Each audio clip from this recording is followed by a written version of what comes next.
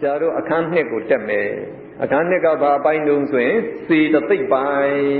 စေတသိက်လို့ခေါ်နိုင်ဖို့တဲ့ဟောအောက်ကအင်္ဂါ၄ပါးနဲ့လည်းပြည့်စုံရတယ်တဲ့ဗျာဧကုပ္ပါဒဧကကတစ်ဥပ္ပါဒဖြစ်ခြင်းတစ်ခုတည်းရှိတယ်ဆိုတော့စေတသိက်တရားစိတ်နဲ့အတူဖြစ်တာကြပြိုင်နဲ့ဖြစ်တဲ့အတွက်ဒါဖြစ်ခြင်းတစ်ခုပဲရှိတယ်လို့ပြောတာဧကနိရောဓအချုပ်ငြိမ်းတယ်လို့မခေါ်ဘူးလားအဲ့တော့ချုပ်ငြိမ်းခြင်းကလည်းတစ်ခုတည်းရှိတယ်ဆိုတော့ဒီစေတသိက်တရားစိတ်နဲ့တူချုပ်တယ်နံပါတ်3ဧကာလမ္ပနအာယုံလည်းတစ်ခုတည်းရှိတယ်ဆိုလိုတာကစိတ်ယူတဲ့အာယုံကိုပဲစေတသိက်တရားလိုက်ယူတယ်ဗျနံပါတ်4ဧကဝတ္ထုတစ်ခုတည်းတဲ့ဝတ္ထုဆိုတာစိတ်စေတသိက်တွေမှီတဲ့ရုပ်ကိုဝတ္ထုလို့ခေါ်တယ်မှီရာဝတ္ထုရုပ်ကလည်းတစ်ခုတည်းကဲဒီ၄ချက်နဲ့ပြည့်စုံတယ်ဆိုရင်တော့ဒါစေတသိက်လို့ဆရာတို့ခေါ်ပြီးတော့ကဲဗျာစေတသိက်ဘယ်နှပါးရှိတော့52ပါးသာမျက်နှာ59ရောက်နေပြီနော်အဲဒီ52ပါးကိုပထမ3စုခွဲတယ်ကဲဘယ်လိုခွဲတော့အညသမန်းစေတသိက်က73ပါးအကုသိုလ်စေတသိက်က14ပါးသောဗနစေတသိက်က25ပါးဒါလို3စုခွဲတယ်အဲဒီခွဲတဲ့အတိုင်းအောက်မှာခေါင်းစဉ်အသစ်ရှားလို့ယူတယ်နောက်ခေါင်းစဉ်အသစ်ကြည့်လိုက်ရင်အညသမန်းစေတသိက်73ပါးကိုရှားတို့ခေါင်းစဉ်တင်ထားစေတသိက်73ပါးကကောင်းတဲ့စိတ်တွေနဲ့ရောဆိုးတဲ့စိတ်တွေနဲ့ရောသူကရှင်းနိုင်တယ်တဲ့နော်ဒါအညသမန်းစေတသိက်73ပါးပဲကဲအဲ့တော့အောက်မှာရှားထပ်ပြီးတော့ရှင်းပြီးထားပါတယ်နော်စိတ်ဒီမှာရှားတို့ဘုန်းကမြင်သွားတာကနော်ကောင်းတဲ့စိတ်တွေကိုရှားတို့သောဗနာစိတ်ကိုခေါ်သွားတယ်မကောင်းတဲ့စိတ်ဆိုပေမဲ့ဒါတကယ်ပြစ်ရှိတာအကုသိုလ်စိတ်12ပါးပဲသောဗနာအသောဗနာအနေနဲ့ရှားတို့ဘုန်းကခွဲသွားတဲ့အတိုင်းပြောရင်သောဗနာစိတ်ဒီနဲ့ရောအသောဗနာစိတ်ဒီနဲ့ရောရှင်တွဲနိုင်တဲ့စေတသိက်တွေကိုအညသမန်းစေတသိက်လို့ခေါ်နိုင်တယ်တဲ့နှစ်ဖက်ရစေတသိက်ပေါ့ဗျာအဲဒီစေတသိက်စုမှာတဲ့တခါသဗ္ဗစိတ်တသာဒါရဏစေတသိက်9ပါးပကိန်းစေတသိက်6ပါးဆိုပြီးတော့2မျိုးခွဲတယ်ကဲအဲ့တော့နောက်ခေါင်းစဉ်သစ်ရှားလို့ယူတယ်သဗ္ဗစိတ်တသာဒါရဏစေတသိက်9ပါးအဓိပ္ပာယ်အောက်မှာပေးထားတယ်သဗ္ဗအလုံးစုံသောစိတ်တစိတ်တို့နှင့်သာဒါရဏဆက်ဆံသောစေတသိက်တွေစိတ်ဖြစ်တိုင်းဒီစေတသိက်9ပါးအမြဲပါတယ်ဗျာသဗ္ဗအာယုံကိုတွေ့ထိခြင်းသဘောဝေဒနာအာယုံဤအရသာကိုခံစားခြင်းသဘောတင်ညာအာယုံကိုမှတ်သားခြင်းသဘောစေတနာရှင်ဘက်စိတ်စေတသိက်တို့ကိုဆိုင်ရာကိစ္စတို့၌ဆောင်ရွက်ကြဖို့ရာစိတ်စောတိုက်တွန်းခြင်းသဘောဧကဂရတခုဒီသောအာယုံ၌တည်တခြင်းတည်ကြည်ခြင်းသဘောဇီဝိတိန္ဒြေရှင်ဘက်တရားတို့ကိုသက်တမ်းပြည့်တည်တအောင်စောင့်ထိန်ခြင်းသဘောနာအသက်မနတိကာရအာယုံကိုနှလုံးသွင်းခြင်းသဘော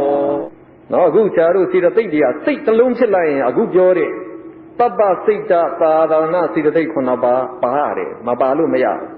ဒီ9ပါးပါလာရင်ဝေဒနာကိုဝေဒနာခန္ဓာလို့ခန္ဓာဖွဲ့တယ်တင်ညာကိုတင်ညာခန္ဓာလို့ဖွဲ့တယ်ကဲကြံတဲ့စေတသိက်5လုံးကြံတာပေါ့ဗျာအဲ့ဒါကိုစေတနာကိုခေါင်းဆောင်တင်ပြီးတော့သင်္ခါရခန္ဓာလို့ခေါ်တယ်သင်္ခါရနာမည်ယူပြီးတော့သင်္ခါရခန္ဓာစေတသိက်52ပါးလုံးယူပြီးတော့ခန္ဓာဖွဲ့ရင်ဝေဒနာတစ်လုံးကြီးဝေဒနာခန္ဓာတင်ညာဒီတင်ညာခန္ဓာကြံတဲ့စေတသိက်50ဒီသင်္ခါရခန္ဓာဒါလို့ဆိုရင်စေတသိက်ဘလောက်ပဲရှိရှိခန္ဓာဖွဲ့ရင်သုံးပါမရဘူးလားစိတ်ကဥဆောင်တဲ့တရားသူလည်းကြီးကြီးတယ်သူမပါလို့မရဘူးဒါသူ့ကိုဝိညာဉ်နဲ့ခန္ဓာသူကဝိညာဉ်ကိုဝိညာဉ်နဲ့ခန္ဓာဒီစိတ်စေတသိက်ကရုပ်မပါဘဲနဲ့လေတို့ကမဖြစ်နိုင်ဘူးရုပ်လည်းပါတော့ရုပ်ကိုရူပခန္ဓာအဲ့ဒါပဲဗျာရှားတို့ခန္ဓာတကူမှာနော်ဒါဖရာ9ပုံပုံကြတဲ့အခါခန္ဓာ9ပါးလို့ဒီလိုပြောလိုက်ကဲပကိန်းစေတသိက်6ပါးဖတ်ကြည့်အောင်မယ်ဗျာဝိတက်ရှင်ဘက်စိတ်စေတသိက်တို့ကိုအာယုံတို့တင်ပေးခြင်းသဘောဝိစာရအာယုံကိုသုံးသခြင်းထ၍ယူခြင်းသဘောအတိမောက္ခအာယုံကိုဆုံးဖြတ်ခြင်းသဘောဝီရိယ ရှင်မဲ့တရားတို့မဆုံးနှင့်အောင်အားထုတ်ခြင်းသဘောပီတိအာယုံကိုနှစ်သက်ခြင်းသဘောသန္တာအာယုံကိုလိုခြင်းတောက်တခြင်းသဘောအဲ့တော့ဒီပကိန်းစေတသိက်တွေဟာသောဗနာစိတ်တွေနဲ့ရောအသောဗနာစိတ်တွေနဲ့ရောနှစ်ဖက်လုံးမှာသူရှင်နိုင်တယ်ဒါပေမဲ့စိတ်အားလုံးမှာသူမရှင်ဘူးရှင်သိတဲ့စိတ်ဒီမှာပဲပြိုးပြွမ်းပြီးတော့ရှင်လေအဲ့ဒီပြိုးပြွမ်းတဲ့သဘောပကိန်းလို့ခေါ်တာအဲ့တော့ဆရာတို့ပကိန်းစေတသိက်6လုံးရဲ့အညသမန်စေတသိက်9လုံးရဲ့ပေါင်းလိုက်73ပါးသည်အညသမန်စေတသိက်73ပါးဖြစ်ပါတယ်စာမျက်နှာ60ကိုတက်မယ်အကုသိုလ်စေတသိက်14ပါးပေးထားပါတယ်အပြစ်ရှိတယ်အကုသိုလ်ဆိုရင်အပြစ်ရှိပြီပေါ့ဗျာအဲ့တော့ဒီအကုသိုလ်စေတသိက်တွေဟာအပြစ်နဲ့တကွအပြစ်ရှိတဲ့စေတသိက်တွေဖြစ်လို့ဒီမှာတော့သူ့ကိုသာဝိဇ္ဇလို့တလို့ပေးတယ်ဒါအပြစ်ရှိတာပေါ့ဗျာအသောမနာစေတသိက်ကြအနဝိဇ္ဇအပြစ်ကင်းတယ်တလို့ယူထားတာဒီအကုသိုလ်စေတသိက်14ပါးကိုပဲအကုသိုလ်တရားတွေလို့လည်းခေါ်တယ်အဆိုးတရားတွေပဲဒီစေတသိက်တွေကိုအုပ်စုငယ်၄ခုခွဲတယ်ကကြီးမောဟတုတ်ကခေါ်မောဟအသင်းဝင်စေတသိက်၄ပါးတုတ်ကဆိုတာ၄ခုစုမောဟဥဆောင်တဲ့၄ခုစုပေါ့ဗျာကဲဒီ၄ခုလေးဖတ်လိုက်ကြအောင်မောဟအာယုံဤသဘောမှန်ကိုမသိခြင်းဖုံးကွယ်ခြင်းသဘောအဟိရိကဒုစရိုက်မကောင်းမှုကိုပြုရန်မချက်ခြင်းသဘောအနုတ္တပဒုစရိုက်မကောင်းမှုကိုပြုရန်မကြောက်လခြင်းသဘောဥဒိစ္စအာယုံတစ်ခု၌မငြိမ်သက်ခြင်းပြလွေခြင်းသဘောအဲ့တော့ဒီ၄ပါးကိုဆရာတို့ကမောဟစတုတ်ကလို့လည်းခေါ်တယ်အတူခေါ်ရင်မောစတုတ်လို့ဆရာတို့ခေါ်လိုက်ပါတယ်ကဲဒီသဘောတွေကိုနည်းနည်းလေးအကျေချဲ့ပြီးတာစာမျက်နှာ61အောက်ခြေမှာရှင်းလင်းချက်အနေနဲ့ပြီးထားဆရာတို့ကြည့်လိုက်ပါအာဟုတုစေသိက်14လုံးတို့ကကျွန်ုပ်တို့ဤကြောက်စရာအကောင်းဆုံးရန်သူတွေဖြစ်ပါတယ်တတိမရှိတဲ့စိတ်သေးကိုဝင်ခြင်းသလိုဝင်နိုင်ကြတယ်စိတ်ကိုပူလောင်ဆင်းရဲစေပြီးအပေသို့တွန်းချနိုင်ကြတယ်ကဲစာမျက်နှာ62မှာမောဟရဲ့လောဘရဲ့ဒေါသရဲ့ဒီသုံးခုကိုအကုသိုလ်ဟိတ်တွေလို့ခေါ်တယ်အကုသိုလ်စိတ်12ပါးဖြစ်အောင်ဒီဟိတ်တွေကအရင်မခံဘူးလားကဲမောစုတ်၄ပါးတို့သည်အကုသိုလ်စိတ်ဖြစ်တိုင်းပါဝင်ကြလို့သူတို့ကိုအကုသလသာဓာရဏလို့ခေါ်တယ်ဗျာပြီးတော့မောဟသည်ယုံနံသဘောကံသဘောသစ္စာသဘောစသည်တို့ကိုဖုံးကွယ်ထားပြီးတရဝါတို့အားအမှောင်တိုက်၌ကျင်လေစေ၏ထိုအမှောင်တိုက်၏အထောက်ပဖြစ်မကောင်းမှုဒုစရိုက်ကိုပြုလုပ်သောအဟိရိကကမရှက်မုံအောင်အနုတ္တပကမကြောက်ရွံ့အောင်အားပေးအားမြောက်ပြုတယ်ဥဒိစ္စကအမှန်သဘောကိုမတွေးတောမိအောင်စိတ်ကိုပြလွေ့စေတယ်အဲဒီမောဟစာမျက်နှာ60မှာသူ့ရဲ့အဓိပ္ပာယ်စာတို့ပေးထားတာဒီမူရင်းအဓိပ္ပာယ်လေးကတော့ပင်တိုင်းနဲ့တော့ဒါအရေးကြီးဆုံးပဲဘာပေးထားတော့အာယုံဤသဘောမှန်ကိုမသိခြင်းဖုံးကွယ်ခြင်းသဘောအာယုံရဲ့သဘောအမှန်ကိုမသိအောင်လို့ဖုံးကွယ်ထားကဲဆရာကိုကြည့်ဆရာကိုဘာအနေနဲ့မြင်မှလဲလူတယောက်ယောက်ျားတယောက်မင်းတင်မော်အနေနဲ့မြင်နေကြအဲ့ဒါလိုမြင်ခြင်းဒီအာယုံသဘောမှန်ကိုသိသလားမသိဘူးအမှန်မှလူလည်းမရှိယောက်ျားလည်းမရှိမင်းတင်မော်လည်းမရှိအမှန်ရှိတာဘာပဲရှိတယ်ယုံနံ2ပါးပဲနော်ယုံနံ2ပါးကိုဆရာတို့ကခန္ဓာပွင့်ခန္ဓာ5ပါးပေါ့နော်ဒီယုံနံ2ပါးပဲရှိတယ်အဲ့ဒီယုံနံ2ပါးကလည်းခဏမစဲဖြစ်ပြီးတော့ပြက်မနေဘူးလားအဲ့ဒါဖြစ်ပြီးတော့ပြက်နေတဲ့တွေ့တာအနိစ္စပဲနော်ပြက်တဲ့တန်ကျက်နဲ့နှိမ့်ဆက်နေတဲ့တွေ့ဒုက္ခပဲမောဟအမှန်ကိုမသိအောင်ဖုံးတာဟာပုဂ္ဂိုလ်တော်ရှိတဲ့အသွင်နေနဲ့သူကမြင်လာတယ်ဒီပုဂ္ဂိုလ်တော်ငါကလည်းပဲမွေးကြရလည်းငါပဲခုလည်းငါပဲတည်ငြင်းတယ်လို့မယူဘူးလားဒါကိုချမ်းသာတယ်ဒုက္ခလို့ကမယူဘူးလားငါပဲအတ္တပဲငါရှိတယ်လို့တော့မယူဘူးလားအဲ့ဒါအနိစ္စကိုနိစ္စလို့ပြောင်းပြန်လုပ်တယ်ဗျနော်ဒုက္ခကိုဒုက္ခလို့ပြောင်းပြန်လုပ်တယ်အနတ္တကိုအတ္တလို့ဒုံပြောင်းပြန်လုပ်တယ်အတုပကိုသူ့ဘလို့သိတယ်လို့ယူတယ်အဲ့ဒါသေချာစဉ်းစားကြည့်လောကရဲ့အမှန်သဘောကိုမသိတော့ပြောင်းပြန်လှန်ပြီးတော့အမှားသိအောင်လုပ်လိုက်တာအမှားသိတာမှတကယ်ပြောင်းပြန်ဆိုတော့ဇောက်ထိုးမိုးမျှော်ကိုမဖြစ်နေဘူးလားဗျာ era ဆရာတို့ကအဲ့ဒီမောဟမျက်နှာဖုံးစွတ်ထားတော့အဲ့ဒီအမြင်နဲ့လောကကိုမြင်လိုက်တော့တလောကလုံးဒီခေါင်းကနှိမ့်စဟေးဒါတည်နေနေတယ်ဒုက္ခချမ်းသာတယ်အတ္တပုဂ္ဂိုလ်တော်ငါတွေပဲဒါတွေပုဂ္ဂိုလ်တိတိတွေပဲတိတယ်လို့သွားယူတော့အဲ့ဒီယူတဲ့အတိုင်းဒါဆရာတို့ပြုမှုနေကြကဲစာမျက်နှာ60ခဝေးအုပ်စုဆရာတို့ဆက်ကြည့်လိုက်အောင်လောတရိခေါ်လောဘအသင်းဝင်စေတသိက်၃ပါးဘုလို့လောဘကာမဂုဏ်အာယုံကိုညှိကပ်တတ်မဲ့ခြင်းသဘောဒိဋ္ဌိလွဲမှားစွာထင်မြင်ယူဆခြင်းသဘောမာနထောင်လွှားဝိကြွားခြင်းသဘောလောမန်ဒိဋ္ဌိလောတရိလောဘရေမာနကိုမန်လို့မြန်မာကစကားလုံးနေနဲ့သုံးနေတယ်ဒိဋ္ဌိအယူပါခြင်းဒိဋ္ဌိပြီးတော့လောတရိလောဘအသင်းဝင်တရိကစေတသိက်၃ပါးကိုပြောပါတယ်သူတို့ကိုလည်းကျွန်တော်တို့နည်းနည်းအခြေချပြီးထားတယ်စာမျက်နှာ62အလယ်ပိုက်ပေါ်ဗျအဲ့ဒီအလယ်ပိုက်မှာလောတရိဟုခေါ်သောလောဘဒိဋ္ဌိနဲ့မာနတို့သည်သံတရားကိုခြေကားတတ်တဲ့ပပင်စတရားများလို့အမိရတယ်ဗျာဒီသုံးခုပပင်စတရားတွေလို့ခေါ်တယ်ဘာဖြစ်လို့ပပင်စတရားလို့ခေါ်လဲဆိုရင်သံတရားကိုခြေကားတတ်လို့လောဘသည်ကာမဂုဏ်အာယုံကိုတန်တန်ဆွဲငန်းငန်းတဲ့တတ်မဲ့တွေ့တာလူချင်းတဲ့သဘောဖြစ်တယ်။တရားတို့ဟာဘယ်အခါမှမရောက်ရင်မတင်းတိမ်စီပဲအာယုံတစ်တွေကိုအမြဲရှာဖွေနေစေတယ်။ဒိဋ္ဌိကမိမိကိုချစ်ခင်တတ်မဲ့တဲ့လောဘအပေါ်ခြေပြုတ်ပြီးတော့ယုံနာနှစ်ပါးသာဖြစ်တဲ့လောကီခန္ဓာ၅ပါးကိုငါတရဝယောက်ျားမိန်းမစသည်ဖြင့်လွဲမှားစွာထင်မြင်ဆွဲလန်းစေတယ်။မာနဒီလောကီခန္ဓာ၅ပါးကိုပဲငါရကငါလိုလူစပူမှာရှိသေးလားလို့ထောင်လွှားဝိကြွားစေတယ်နော်ရာဂမီးလောက်ပူလောင်တဲ့မီးဆိုတာမရှိဘူးအဲ့ဒီရာဂဆိုတာလေတဏှာလောဘရဲ့နာမည်တစ်ခုပဲစာမျက်နှာ61အာကုသိုလ်စေတသိက်14ပါးအနက်ကဂငယ်အုပ်စုဆရာတို့သွားပါမယ်ဒေါသတုတ်ကခေါ်ဒေါသအသင်းဝင်စေတသိက်၄ပါးဒေါသအုပ်စုစေတသိက်၄ပါးဖြစ်ပါတယ်ဖတ်ကြည့်လိုက်အောင်ဒေါသခက်ထန်ကြမ်းတမ်းခြင်းသဘောဣဒ္ဓသူတစ်ပါးဤစည်းစိမ်ချမ်းသာကိုညူစုခြင်းမနာလိုခြင်းသဘောမစ္စရိယမိမိစည်းစိမ်ချမ်းသာကိုလျှို့ဖွဲ့ခြင်းမွန်တင်ခြင်းနှမျောခြင်းသဘောပုဂ္ဂုတ္တပြုခဲ့မိသောဒုတိယမပြုခဲ့မိသောသူစရိုက်တို့ကိုနောင်တတဖန်ပူပန်ခြင်းသဘောသူတို့ကိုလည်းဆရာတို့အခြေချဲ့ပြီးထားတာစာမျက်နှာ62အောက်ဆုံးအပိုက်ဖြစ်ပါတယ်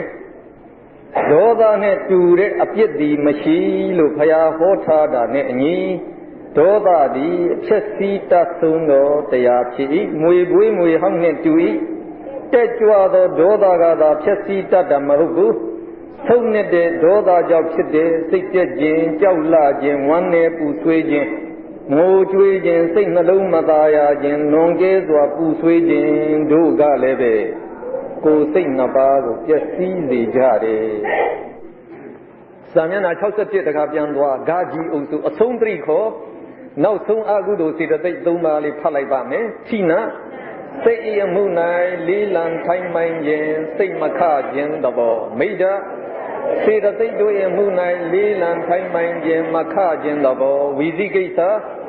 ယရဏ၃ပါးသစ္စာ၄ပါးကံတရားစသည်ကုသိုလ်ရေး၌ယုံမာတန်တရားဖြစ်ခြင်းသဘောဌိနာကတဲ့စိတ်လေးလံထိုင်းမိုင်းအောင်မခအောင်လုပ်တယ်မိဒ္ဒစေတသိက်တွေကိုလေးလံထိုင်းမိုင်းအောင်မခအောင်လုပ်တယ်ဆိုတော့စိတ်ရောစေတသိက်ရောလေးလံထိုင်းမိုင်းသွားရင်ကိုကပြင်းရုံတယ်မကဘူးငိုက်ကြီးတဲ့အထိဖြစ်လာတယ်အဲ့ဒါပြင်းရိပ်နေပြီငိုက်ကြီးနေပြီဆိုရင်ဌိနမိဒ္ဒကိုနှိပ်စက်နေပြီလို့သိပါကဲအကုသိုလ်စေတသိက်14လုံးစာတို့ပြောလို့ပြီးသွားပါပြီစာတို့အခုဆက်ပြီးတော့သောဗနာစေတသိက်25ပါးဆက်သွားပါမယ်ဒီ25ပါးကိုလည်း၄စုပဲခွဲပါတယ်သောဗနာစေတသာဓာရဏစေတသိက်19ပါးဝိရတိ3ပါးအပ္ပမညာ2ပါးပညာတစ်ပါးကဲဒီအုပ်စုကိုစာတို့အရင်ယူမယ်စာမျက်နှာ63အောက်ခြေမှာပြီးထားတယ်သောဗနာသာဓာရဏစေတသိက်19ပါးနာအဓိပ္ပာယ်ပါတို့သောဗနာစိတ်အားလုံးနဲ့ဆက်ဆံတော်ဝါသောဗနာစိတ်ဖြစ်တိုင်းပါဝင်ကြတဲ့စေတသိက်ကြီး အဲ့တော့သောဗနာစိတ်တည်တဲ့စိတ်ဆရာတို့စောစောကပြောခဲ့ပါတယ်မတည်တဲ့စိတ်အသောဗနာစိတ်ဆိုတာဒီ30ပဲဒီ30ကဖယ်လိုက်ရင်ကြံတဲ့စိတ်အားလုံးဒီသောဗနာစိတ်ကြီးပဲသောဗနာစိတ်ဘယ်နှလောက်ရှိတယ်လဲအကျဉ်းကြီးတွေ့ရင်59အကျေကြီးတွေ့ရင်90နဲ့တပါအဲ့ဒီသောဗနာစိတ်တွေအားလုံးမှာအခုပြောတဲ့သောဗနာသာဒရဏစိတသိက်19ပါးအမြဲရှင်တယ်ဗျာနော်ကဲအဲ့ဒီ19ပါးဇာတို့ဖတ်ကြည့်အောင်မယ်တတ္ထာဖရာတရားသံဃာစသည်ကုသိုလ်အာယုန်၌ရှင်မဲ့တရားတို့ကိုကြည်လင်စေခြင်းယုံကြည်စေခြင်းသဘောတတိဖရာတရားသံဃာစသည်ကုသိုလ်အာယုန်၌ရှင်မဲ့တရားတို့ကိုအောင်းမေအမှတ်ရစေခြင်းသဘောဟိရိမကောင်းမှုဒုစရိုက်မှရှက်မုန်းခြင်းသဘောဥတ္တပမကောင်းမှုဒုစရိုက်မှကြောက်လခြင်းသဘောအလောဘကာမဂုဏ်အာယုန်ကိုမလိုခြင်းမတတ်မဲ့ခြင်းသဘောအဒေါသမကြမ်းတမ်းမခက်ထန်ခြင်းသဘောမေတ္တာတတ္တရမစ္ဆတတာတဲ့တကိုတသတ်ထားတဲ့အနေနဲ့တပြီးတော့မှတရမစ္ဆတတာရှင်မဲ့တရားတို့အားဆိုင်ရာကိစ္စများကိုမယုံမလွန်မျှတစွာဆောင်ရွက်ကြရန်တဲ့မှထိမ့်သိမ့်ပေးခြင်းသဘောဥပိ္ပခာကာယပတ္တတိစေတသိက်အပေါင်းဤငြိမ်းအေးခြင်းသဘောအဲ့ဒီမှာကာယကိုလို့အဓိပ္ပာယ်မယူရဘူးကာယဆိုတာအပေါင်းအစုကိုပြောတာစေတသိက်အပေါင်းစုလို့အဓိပ္ပာယ်ယူရတယ်စေတသိက်ဒီဆိုတော့သူကနန္တရားပဲဖြစ်ရမှာကဲစိတ်တပတ္တတိစိတ်ဤငြိမ်းအေးခြင်းသဘောကာယလဟုတာစေတသိက်အပေါင်းဤပေါ်ပါသွက်လက်ခြင်းသဘောစိတ်တလဟုတာစိတ်ဤပေါ်ပါသွက်လက်ခြင်းသဘောကာယမုဒုတာစေတသိက်အပေါင်းဤနူးညပြောင်းဤခြင်းသဘောစိတ်တမုဒုတာစိတ်ဤနူးညပြောင်းဤခြင်းသဘောကာယကံမညတာမကိုညတချမ်းတတ်ထားတဲ့အနေနဲ့ကံမညတာစေတသိက်အပေါင်းဤကုသိုလ်ကောင်းမှု၌ခန့်ညာခြင်းသဘောစိတ်တကံမညတာစိတ်ဤကုသိုလ်ကောင်းမှု၌ခန့်ညာခြင်းသဘောကာယပါဂုံညတာဂုကိုညတချမ်းတတ်ထားတဲ့ဂုံပါဂုံညတာစေတသိက်အပေါင်းဤကုသိုလ်ကောင်းမှု၌လေးလာနိုင်နှင်းခြင်းသဘောစိတ်တပါဂုံညတာစိတ်ဤကုသိုလ်ကောင်းမှု၌လေးလာနိုင်နှင်းခြင်းသဘောကာယုဒုက္ကတာစေတသိက်အပေါင်းဤဖြောင့်မတ်စွာဖြစ်ခြင်းသဘောစိတ်တုဒုက္ကတာစိတ်ဤဖြောင့်မတ်စွာဖြစ်ခြင်းသဘောကဲစာတို့တယုတ်ကိုတယုတ်ဖော်လိုက်ကြရအောင်တတ္ထာတတ္တိဟိရိဥတ္တပဟိနှစ်ရဆိုတာကိုတော့ဘာယူရမလဲလက်ဝဲဘက်မှာနံပါတ်9နဲ့6ပေါ့ဗျာအလောဘအဒေါသဇာတို့ကသောဗနာစိတသိက်တည်တဲ့စိတသိက်ဆိုတော့ကကောင်းတဲ့ဟိတ်ယူရတာပေါ့ကုသိုလ်ဟိတ်3ပါးရှိတယ်လို့ဇာတို့ပြောခဲ့တယ်အဲ့ဒါအလောဘအဒေါသဒါသောဗနာစိတ်ဖြစ်တိုင်းတို့ကအရင်ခံတယ်တို့ကပါရတယ်အလောဘအဒေါသပြီးတော့ဟိတ်နှစ်ရပြီးတော့တတရမစ္ဆတတာအဲ့ဒီခုနှလုံးကိုတော့တလုံးချင်းဖျားပေါ်တယ်နော်တလုံးချင်းပဲတို့ရဲ့စကျင်ပဲအကုသိုလ်စေတသိက်တွေကိုတို့ကနှိမ့်နိုင်တယ်တို့ကအသာယူနိုင်တယ်ကြံတဲ့သောဗနာစေတသိက်12လုံးကိုတော့6စုံနော်အစုံလိုက်ဖျားကဟောသွားဒါကြောင့်ပတ္တတိလဟုတာမုဒုတာကာမညတာပါဂုံညတာဥဇုကတာ6ဓမ္မဆိုတာအဲ့ဒီတရား6လုံးကိုတဲ့ကာယစိတ်နှင့်နှောကာယနဲ့တလက်စိတ်တနဲ့တလက်တွဲပြီးကဲဒါလို့ဆိုရင်ပတ္တတိဆိုရင်ဘယ်လိုပြောရမှာကာယပတ္တတိစိတ်တပတ္တတိလဟုတာဆိုရင်ကာယလဟုတာစိတ်တလဟုတာမုဒုတာကာယမုဒုတာစိတ်တမုဒုတာကာမညတာကာယကာမိညတာစိတ်တကာမိညတာပါဂုံညတာကာယပါဂုံညတာစိတ်တပါဂုံညတာဥဇုကတာကာယုဇုကတာစိတ်တုဇုကတာဆိုတော့19လုံးပေါ့ဗျာသာမျက်နှာ69ဒုတိယပိုက်ပါတတရမစ္ဆတတာသည်တဲ့စိတ်စီတသိက်တို့အား မိမိတို့ဆိုင်ရာအမှုကိစ္စများကိုဆောင်ရွက်ရာ၌မယုံမလွန်စေရန်ထိန်းကြောင်းပေးထားတဲ့သဘောတဲ့သောသောကဆရာတို့ပြောတယ်ဒီအဒေါသနော်အခုဆရာတို့ဒီကတတာတတိဟိရိဩတ္တပအလောဘအဒေါသဒီအဒေါသဒီမေတ္တာလို့ဆရာတို့ခေါ်တယ်ဒီတတ္တရမေသတ္တတာကသူဥပိ္ပခာလို့ဆရာတို့ခေါ်တယ်ပြီးတော့ကရုဏာမုဒိတာကတော့တီးကြဒီမှာနှစ်ခုလာပါလိမ့်မယ်အဲဒီလေးခုကိုဗျမစုတရား၄ပါးလို့ဆရာတို့မခေါ်ဘူးလားအဲဒီဥပိ္ပခာဆိုတဲ့ဟာကဟောဒီကရုဏာမုဒိတာကြားထဲမှာစိတ်ကိုတည်ငြိမ်အောင်ထားတဲ့သဘောပဲနော်ဆရာတို့ကစိတ်ကိုဘာပဲတွေ့စိတ်ကိုတခါတည်းနော်မလှုပ်ရှားအောင်တည်ငြိမ်နေအောင်ကိုယ်ကထားနိုင်တဲ့သဘောကိုအဲ့ဒါဥပိ္ပခာခေါ်တယ်သူကပူတောင်ခက်တယ်ဗျကဲကောင်းပြီအဲ့ဒီထိရှားတို့ရပြီးတော့သာမျက်နှာ69တတ္တရပိုက်ကြီးကြည့်စိတ်စီရသိတွေငြိမ့်အေးတဲ့သဘောကိုဘာလို့ခေါ်လဲပပ္ပတိစိတ်စီရသိတွေပေါ်ပါသွက်လက်တဲ့သဘောလဟုတာစိတ်စီရသိတွေနူးညံ့ပြောင်းခြင်းသဘောမုဒုတာစိတ်စီရသိတွေကုသိုလ်ရေးမှာကောင်းမွန်ခန့်ညားတဲ့သဘောကာမညတာစိတ်စီရသိတွေအပြစ်နာစာကင်းပပြီးတော့ပွန်တီးစွာလိလာထားတဲ့သဘောပါဂုညတာစိတ်စီရသိတွေဖြောက်မှတ်စွာဖြစ်ခြင်းသဘောဥစုကတာဒါ6မျိုးပေါ့ဗျာအဲ့တော့ဆရာတို့ကအဲ့ဒီစေတသိက်တွေဟာကုသိုလ်စိတ်ဖြစ်တိုင်းတို့ကအမြင်ဖြစ်နေပါတယ်ရှင်ဖြစ်နေပါတယ်အဲ့တော့ကုသိုလ်စိတ်တွေဆက်လာလေတို့ရဲ့အာနိသင်ကပို့ပြီးတော့ပေါ်လွင်လာလေပဲကဲစာမျက်နှာ68ဆရာတို့သွားမယ်ဝိရတိစေတသိက်3ပါးဝိရတိဆိုတာရှောင်ကျင်ခြင်းပဲဒုစရိုက်တွေကိုရှောင်ကျင်တာကိုဝိရတိလို့ခေါ်တယ်တမဝါစာကောင်းစွာပြောဆိုခြင်းကိုတမဝါစာအဲ့တော့ကောင်းစွာပြောဆိုခြင်းဆိုတာဘယ်လိုပြောတာကိုပြောတာလဲ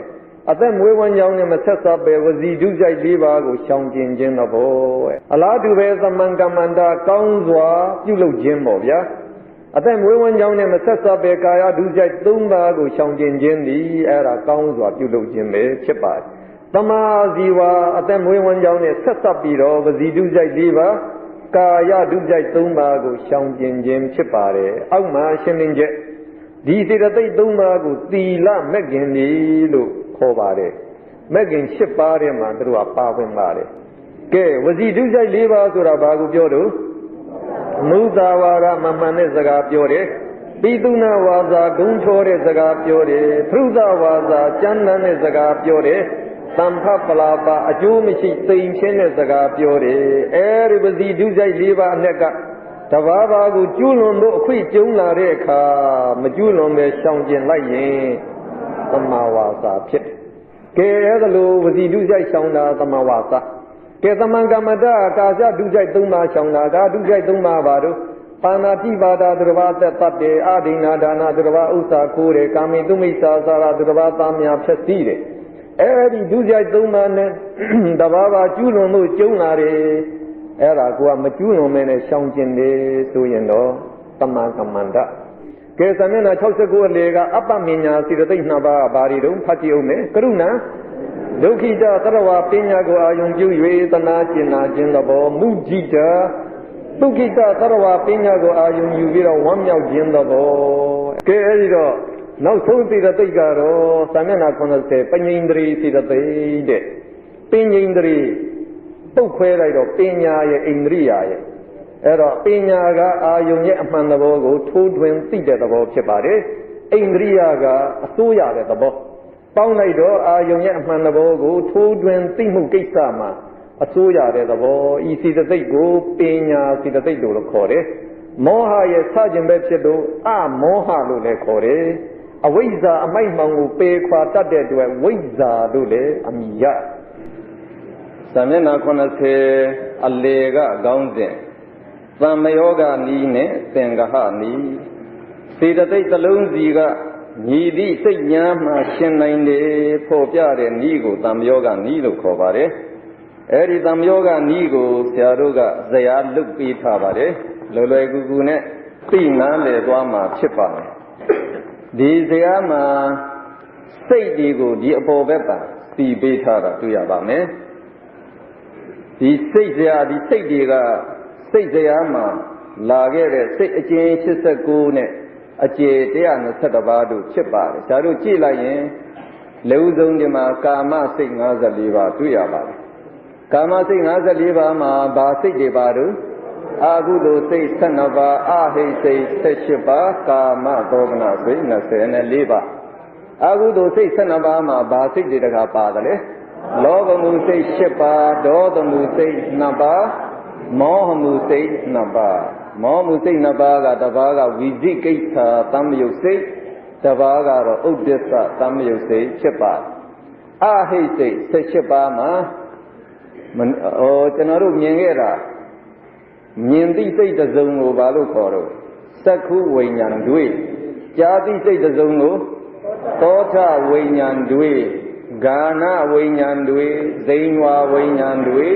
ကာယဝိညာဉ်တွေအာယုံ၅ပါးကိုသိတဲ့စိတ်၅စုံအဲ့ဒီ၅စုံကိုဒွေပင်စဝိညာဉ်30လို့ဒီမှာပေါင်းပြီးတော့ပြထားပါပြီးတော့အာယုံလက်ခံတဲ့စိတ်တမ္မရိဆိုင်စိတ်က2ပါးရှိပါတယ်ကုသလဝိပက်ကတပါးအကုသလဝိပက်ကတပါးဖြစ်ပါနောက်တာမိရဏစိတ်က3ပါးရှိပါတယ်အာယုံစုံစမ်းတဲ့စိတ်ပြီးတော့အဟိကရိယာစိတ်3ပါးပင်စဒွါရဝိဇ္ဇံယမနောဒွါရဝိဇ္ဇံယဟတိတုပတ္တုဖြစ်ပါပြီးတော့ကာမသောမနာစိတ်24ပါးမှာမာကုသိုလ်စိတ်10ပါးမာဝိပဿစိတ်10ပါးမာကရိယာစိတ်10ပါးပါဝင်တယ်မဟကုတ်စိတ်29ပါးဆိုတာကဘယ်စိတ်တွေလဲရူပဝါစရစိတ်15ပါးနဲ့အရူပဝါစရစိတ်12ပါးပေါင်းထားတာကိုမဟကုတ်စိတ်29ပါးလောကီဇံစိတ်တွေဖြစ်ပါတယ်ပရမဇံဒုတိယဇံနေနဲ့ခွဲတော့မနေ့ကကျတော့တရုပ်ခွဲခဲ့ပါတယ်ပရမဇံ3ပါးဒုတိယဇံ3ပါးတတိယဇံ3ပါးသုဒ္ဓဇံ3ပါးပင်စမဇံ15ပါးလို့မနေ့ကကျတော့ခွဲခဲ့ပါတယ်အရူပဝါစစိတ်12ပါးလုံးဟာပင်စမဇံထဲမှာပါလို့3နဲ့12ပေါင်းတော့15ဖြစ်သွားပါလောကုတ္တရာစိတ်အကျဉ်း10ပါးရှိတယ်အကျယ်40အကျယ်40ကိုဇံနေနဲ့ခွဲတော့ပရမဇံ10ပါးဒုတိယဇံ10ပါးတတိယဇံ10ပါးသုဒ္ဓဇံ10ပါးပင်စမဇံ10ပါးဆိုပြီးတော့ဒါတို့ရပါ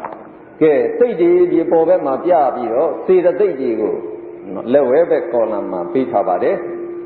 လက်ဦးဆုံးအညသမန်စေတသိက်ရှင်မုံလေးဒါတို့ကြည့်ကြအညသမန်စေတသိက်ကိုဒါတို့နှစ်စုခွဲခဲ့ပါတယ်သဗ္ဗစိတ်တာပါဒရဏစေတသိက်9ပါးစိတ်အားလုံးမှာရှင်တဲ့စေတသိက်9ပါးအဲ့တော့ဒါကိုဖတ်တဲ့အခါကျရင်ဖတ်ပါဝေဒနာပညာစေတနာဧကဂရာဇီဝိတ္တရေမနတိကာရဒီဟုသောသဗ္ဗစိတ်တာပါဒရဏစေတသိက်9ပါးသည်စိတ်အားလုံးမှာရှင်တဲ့အတွက်ကြောင့်ဇာတို့ဘာပြောမလဲစိတ်အကျဉ်း89အကျေ121ပါး၌ရှင်ပါသည်လို့တလို့ဆိုကြပြီးတော့ပကိန်းစေတသိက်6ပါးပြိုးပြွမ်းပြီးတော့ရှင်တဲ့စေတသိက်ရှင်သိတဲ့စိတ်ဒီမှာဇာတို့ကတို့2ချောင်းပုတ်ပေးထားတယ်ရှင်တယ်ဆိုရင်2ချောင်းပုတ်မရှင်ဘူးဆိုရင်တော့ချက်ချီခတ်ထားလက်ဦးဆုံးဝိတက်စေတသိက်ရဲ့ရှင်ပုံကိုကြည့်တယ်ဝိတက်ကစိတ်စေတသိက်ဒီအာယုံပေါ်ရောက်အောင်တင်ပြီးတဲ့သဘောဖြစ်ပါအဲဒီဝိတက်ကကာမစိတ်54အနက်ကသူမရှင်တာကဒွေပင်စဝိညာဉ်30ပဲသူမရှင်တာကြံတဲ့စိတ်ကြီးသူရှင်တယ်နော်ဒါကြောင့်ကျွန်တော်တို့ဆိုတော့ဒီ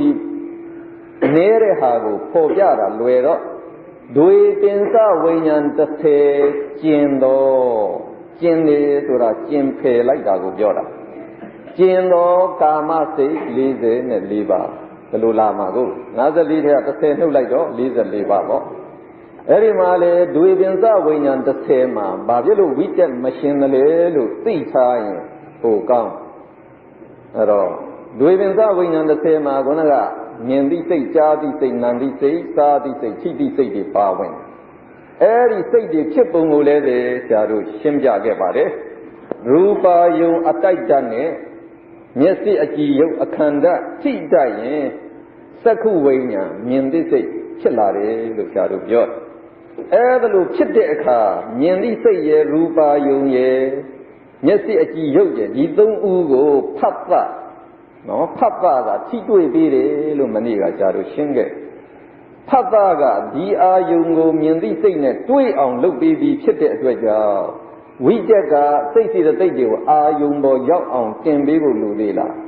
မလိုတော့ဒီတိုင်းနဲ့ဇာတိစိတ်နာတိစိတ်စားတိစိတ်ခိတိစိတ်မှလည်းဒီတိုင်းနဲ့အာယုံလာတိုက်တယ်တိုက်တဲ့နေရာမှာပဲဒီစိတ်တွေကဖြစ်တော့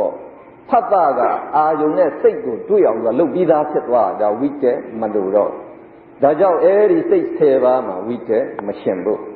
ပြီးတော့တခါဝိတက်ဒီဇံအင်္ဂါလို့ကျွန်တော်တို့ဒါသိထားမယ်အဲ့တော့ဝိတက်ဇံအင်္ဂါ5ပါးနဲ့ပထမဇံမှာကတော့ဇံအင်္ဂါ5ပါးသလုံးရှင်ကြဒုတိယဇံတက်တဲ့အခါဝိတက်ကိုမဖြုတ်ဘူးလားဒါကြောင့်ဝိတက်ကပထမဇံမှာပဲသူရှင်တယ်အထက်ဇံကြီးမှာသူမရှင်တော့ဒါကြောင့်ဒီဘက်ကမဟကုတ်ဇံကမဟကုတ်စိတ်တွေကလောကီဇံစိတ်တွေလောကုတ္တရာစိတ်အကျေ40ကလောကုတ္တရာဇံစိတ်တွေ40တဲ့29ပေါင်းတော့ဒါ69ဒါဇံစိတ်တွေအဲဒီဇံစိတ်တွေမှာပထမဇံမှာပဲရှင်တော့ဒီကပထမဇံ3ပါးရဲ့လောကုတ္တရာကပထမဇံ10ပါးရဲ့ပေါင်းလိုက်ရင်17ပါးပေါ့အဲဒီ17ပါးမှာသူရှင်တော့ဒီမှာရှားတို့ပြထားတယ်ပထမဇံ17ပါးလို့ဒီလိုပဲပေါင်းခေါ်လိုက်ပါသောသောကဒွေပင်စဝိညာဉ်30ကျင်သောကာမစိတ်က44ပါးအခုပထမဇန်စိတ်17ပါးထပ်ပြီးတော့ပေါင်းပြလိုက်တော့အလုံး55ပါးအဲဒီ55ပါးသောစိတ်မှာဝိတက်ရှင်တယ်လို့ရှားတို့ဒီလိုသိရဝိတက်နောက်ကိုဝိစာရကလိုက်နော်အဲ့တော့ဝိတက်ကစိတ်စေတဲ့သိတဲ့အာယုံပေါ်တင်ပေးပြီးရင်ဝိစာရကအာယုံကိုဆက်ပြီးတော့ယူတယ်ဒါကိုအာယုံကိုသုံးတတ်တယ်လို့ရှားတို့ခေါ်တယ်ဒါဝိတက်ရှင်တဲ့စိတ်အာလုံးမှာဝိစာရရှင်တယ်အဲ့ဒီအပြင်ဝိစာရကသူလည်းဇံအင်္ဂါပဲဒုတိယဇံထိသူကပါတယ်နော်ဒုတိယဇံမှာဝိစာရပါသေးတယ်တတိယဇံတက်မှဝိစာရကိုဖြုတ်တာဒါကြောင့်ဒီကဒုတိယဇံ17ပါးထပ်တိုးဆိုတော့ဘယ်လောက်ဖြစ်သွား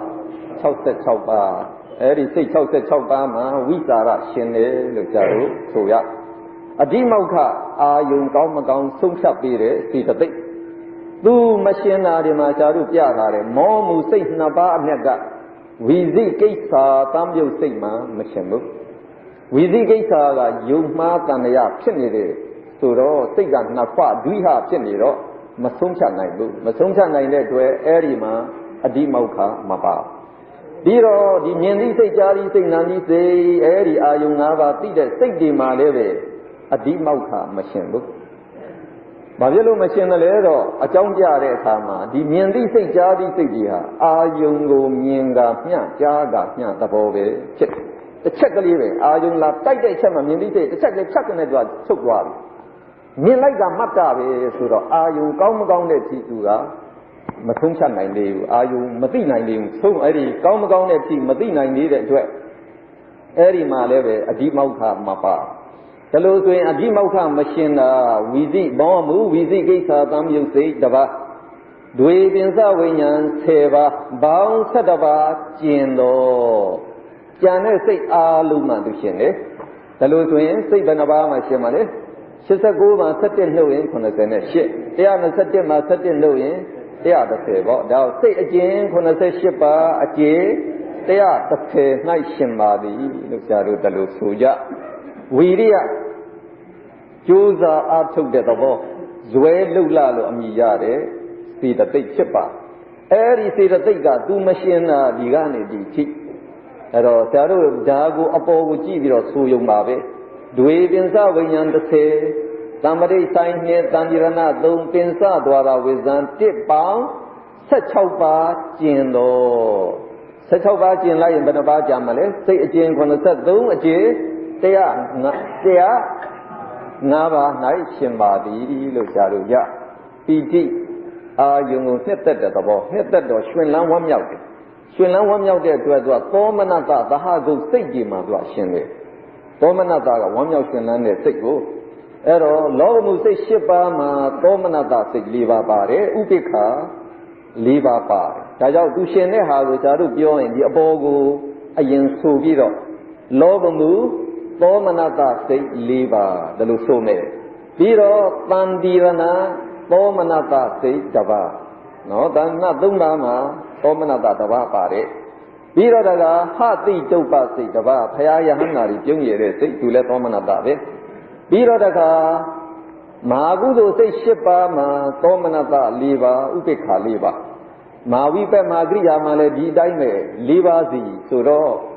နော်တဝက်ပေါ့ဒါဒီကာမသောဗနာ24တဲ့တဝက်ဆိုတော့12ပါးဆိုတော့လည်းပဲပေါင်းဆိုရင်ဒီအပေါ်ကြည့်ဆိုရတယ်ကာမသောဗနာသောမနတစိတ်12ပါးလို့ဒါလို့ဆိုတယ်ပြီးတော့ဒီဘက်ကိုဇန်စိတ်ရောက်လာပြီဇန်စိတ်ရောက်လာရင်ဇန်အင်္ဂါဖြစ်သလားမဖြစ်ဘူးလားတတိထားတဲ့ဘုန်းကအဓိမောက္ခဝိရိယတွေကဇန်အင်္ဂါမဟုတ်ဘူးဇန်အင်္ဂါမဟုတ်ရင်အကျဉ်းအကျေဤနှမျိုးနဲ့ပြလို့ရ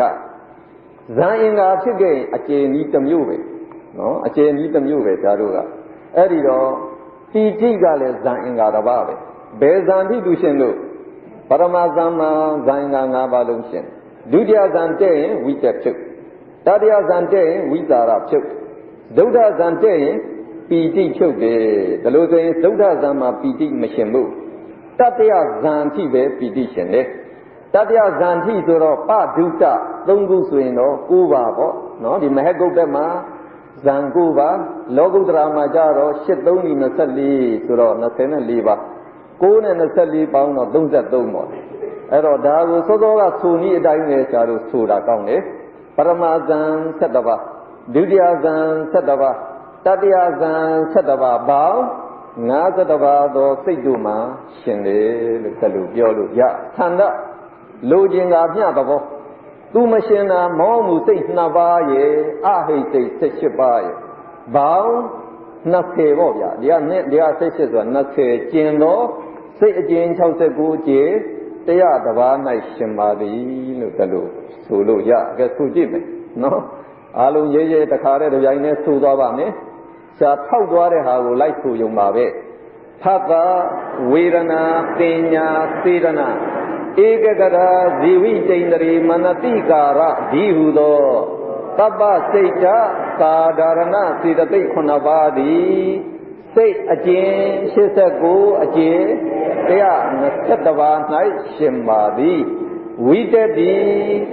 ဒွေပင်စဝိညာဉ်30ကျင်သောကာမစိတ်44ပါးပြီးတော့ပထမဇန်စိတ်7ပါးပေါင်း55ပါး၌ရှင်ပါသည်ဝိဇာရသည်ဒွေပင်စဝိညာဉ်30ကျင်သောကာမစိတ်44ပါးပရမဇန်စိတ်7ပါးဒုတိယဇန်စိတ်7ပါးပေါင်း66ပါး၌ရှင်ပါသည်အဓိမောက္ခသည်မောဟမူဝိသိကိစ္စသံယုတ်စိတ်တစ်ပါးဒွေပင်စဝိညာဉ်10ပါးပေါင်း7ပါးကျင်သောစိတ်အကျဉ်88ပါးအကျဉ်130၌ရှင်ပါသည်ဝီရိယသည်အပေါ်ကြည့်ဆိုမယ်ဒွေပင်စဝိညာဉ်30သမရိတ်ဆိုင်နှင့်တန်ဒီရဏ3ပင်စဒွါရဝိဇန်1ဘောင်း16ပါးကျင်သောစိတ်အကျဉ်83ပါးအကျဉ်105ပါး၌ရှင်ပါသည်ပီတိသည်လောဘမူသောမနတစိတ်4ပါးတန်ဒီရဏသောမနတစိတ်1ပါးဟာတိဒုပ္ပစိတ်1ပါးကာမသောဗနာသောမနတစိတ်12ပါးပရမဇန်စိတ်7ပါးဒုတိယဇန်စိတ်7ပါးတတိယဇန်စိတ်7ပါးပေါင်း50ပါး၌ရှင်ပါသည်သန္တာသည်မောဟမှုစိတ်2ပါးအဟိစိတ်18ပါးပေါင်း20ကျင်သောစိတ်အကျဉ်69အကျဉ်100ပါး၌ရှင်ပါသည်ဒါဆိုရင်ပကိဉ္စီအညတမန်စီတသိက်73ပါးရှင်ဘုံသိပြီပေါ့ဇာတို့ဆက်ပြီးတော့အာဟုသောစီတသိက်14ပါးရှင်ဘုံဆက်ပြီးတော့ကြည့်မယ်ဒီအာဟုသောစေတသိက်တွေဟာအာဟုသောစိတ်12ပါးမှာပဲရှင်တယ်တခြားဘယ်စိတ်မှမရှင်ဘူးအဲ့ဒီအနဲ့ကမောဟအဟိရိကအနုတ္တပဥဒ္ဒစ္စဆိုတဲ့မောတုတ်၄ပါးဟာအာဟုသောစိတ်12ပါးလုံးမှာသူကရှင်တယ်နော်တို့ကိုမရိကရှားတို့အာကုသလသာဒါရဏလို့နာမည်ပေးခဲ့အာဟုသောစိတ်တိုင်းနဲ့ဆက်ဆံတယ်ဒါအာဟုသောစိတ်တိုင်းမှာသူကရှင်တယ်ဟောလောတရီဆိုတဲ့လောဘပုစုစေတသိက်3ပါးဟာလည်းပဲလောဘမှုစိတ်10ပါးမှာပဲရှင်တယ်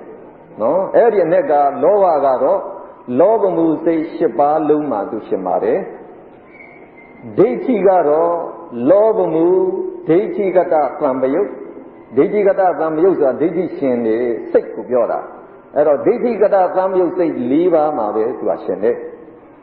မာနကတော့လောဘမှုဒိဋ္ဌိကတဝိတ္တယုတ်စိတ်၄ပါးမှာသူရှင်တယ်ဒိဋ္ဌိရှင်ရင်မာနမရှင်ဘူးဒိဋ္ဌိမရှင်တဲ့အခါကျရင်မာနရှင်နိုင်တယ်ဒိဋ္ဌိနဲ့မာနတပြိုင်နဲ့မရှင်ဘူးတဲ့ဘာဖြစ်လို့လဲမေးရင်အာယုံယူတာချင်းမတူလို့ဒိဋ္ဌိကနော်ဒီခန္ဓာ၅ပါးအစုကိုငါအတ္တအနေနဲ့သူကအာယုံယူတယ်မာနကတော့ဒီခန္ဓာ၅ပါးကိုငါအနေနဲ့သူယူပေမဲ့သူကတော့ပုဂ္ဂိုလ်တရားအနေမျိုးနဲ့မဟုတ်ဘူးသူယူတာငါအတော်ဆုံးငါအတတ်ဆုံးဆိုတဲ့ထောင်ထွားတဲ့သဘောအနေနဲ့သူအာယုံယူတယ်နော်ဒါကြောင့်သူတို့ကတတိတခြားစီရှင်တယ်လို့ဒါလိုမှတ်ထားပါပြီးတော့ဒေါသအိတ်တာမစ္စရိယကုက္ကုဆဆိုတဲ့ဒေါစုတ်၄ပါးဟာဒေါသမှုစိတ်2ပါးမှာပဲရှင်တယ်ဒါလည်းလွယ်တာပေါ့ပြီးတော့တခါဌိနမိတ်တစိတ်စေတသိက်တွေကိုလေးလံထိုင်းမှိုင်းအောင်လုပ်တဲ့စိတ်အဲ့တော့ဒီထိုင်းမှိုင်းအောင်လုပ်တဲ့စိတ်စေတသိက်ဆိုတော့ကအဲ့ဒီလေးလံထိုင်းမှိုင်းတဲ့သသင်္ခါရိကစိတ်ကြီးမှာပဲသူကရှင်တယ်လောဘမှုစိတ်၈ပါးအနက်ကအသင်္ခါရိကစိတ်က၄ပါးသသင်္ခါရိကစိတ်က၄ပါးတဝက်စီပေါ့ဒါကြောင့်အဲ့ဒီလောဘမှုသသင်္ခါရိကစိတ်၄ပါးမှာသူရှင်တယ်နောက်တခါဒေါသမှုစိတ်2ပါးအနက်ကလည်းပဲတစ်ခုကအသင်္ခါရိကတစ်ခုကသသင်္ခါရိကအဲ့ဒီသသင်္ခါရိကမှာသူရှင်တယ်အဲ့တော့လောဘမှုက၄ဒေါသမှုက1ဆိုပေါင်းလိုက်သသင်္ခါရိကစိတ်5ပါးရှိပါတယ်ပေါင်းပြီးတော့ခေါ်တဲ့အခါကျတော့အကုသိုလ်သသင်္ခါရိကစိတ်5ပါး၌ရှင်ပါသည်လို့ဆရာတို့တလို့ပြောလိုက်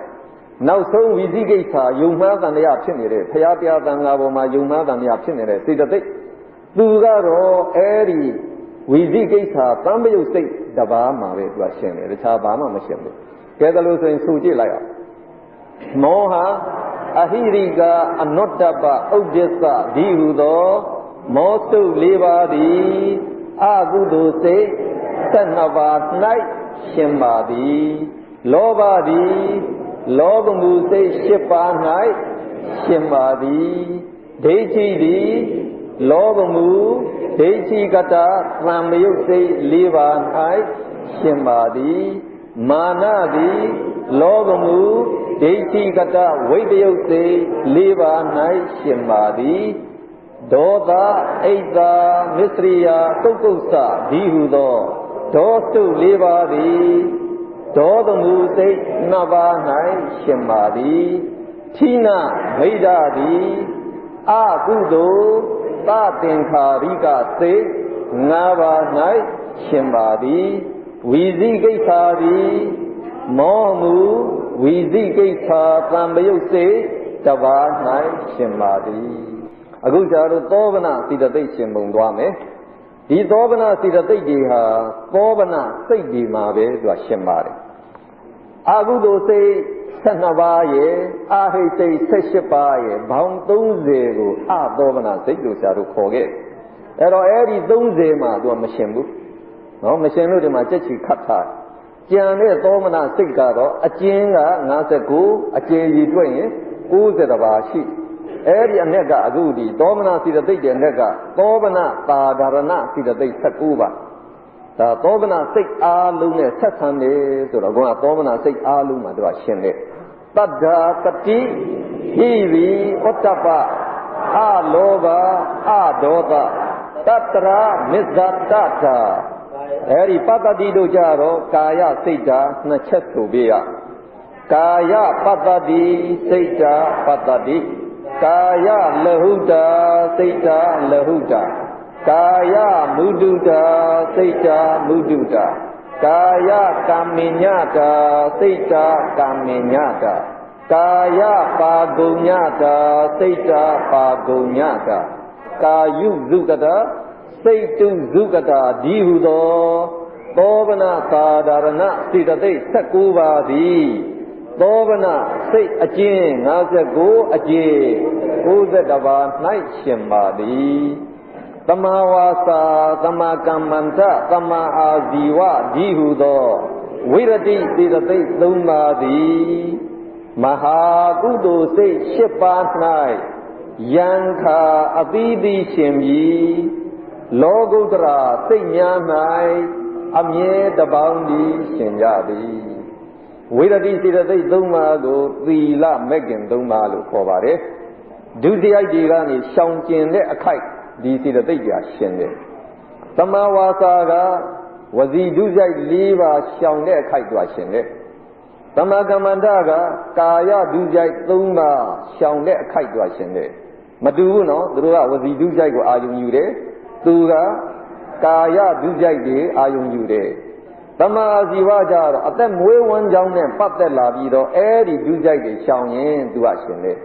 အဲ့တော့ဒီသုံးခုကအာယုံမတူဘူးလို့တလို့သိပါဒါကြောင့်စိတ်ကတစ်ချိန်မှာအာယုံတစ်ခုပဲယူနိုင်တယ်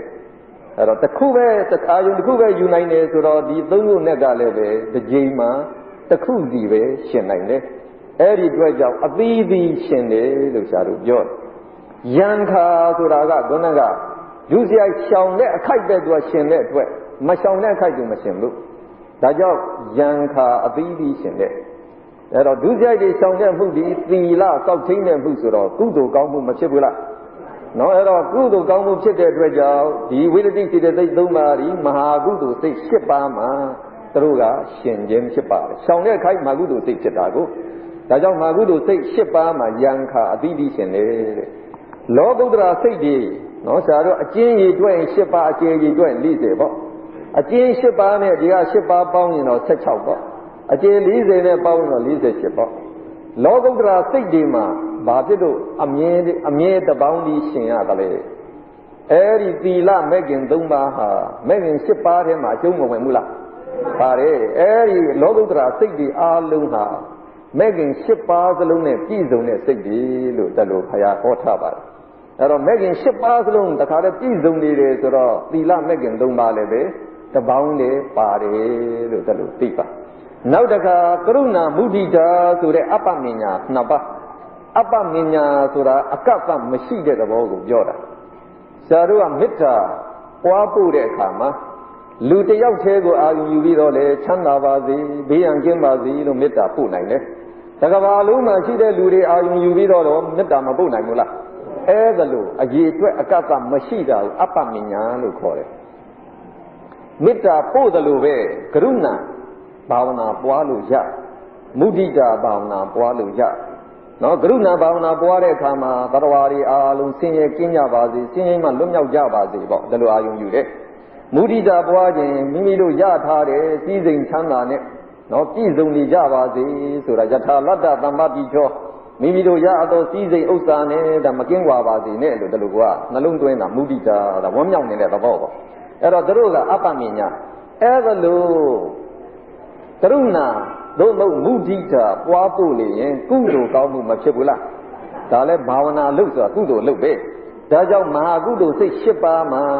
စောစောကလိုပဲတို့ယံခါအသီးသီးရှင်တယ်ယံခါဘာဖြစ်လို့ယံခါရှင်လဲကရုဏာဘုန်းကတော်ဆင်းရဲတဲ့တော်အာယုံယူပြီးတော့ဆင်းရဲမှလွတ်ပါစေလို့အဲ့ဒါလို့ကိုအာယုံယူတဲ့အခါမှာပဲကရုဏာကရှင်တယ်နော်အဲ့ဒါလို့အာယုံမယူဘူးစောစောကရှားတို့ဖျားရှိခိုးတယ်ဆိုဖျားရဲ့ဂုဏ်ကိုပဲအာယုံမယူဘူးလားအဲ့တော့ဘုန်းကဖျားရှိခိုးတော့မဟာကုသိုလ်စိတ်ဖြစ်တာပဲဒါပေမဲ့ကရုဏာမုဒိတာမပါဘူးအဲ့ဒီစိတ်ထဲမှာရှားတို့အာယုံမယူပဲကို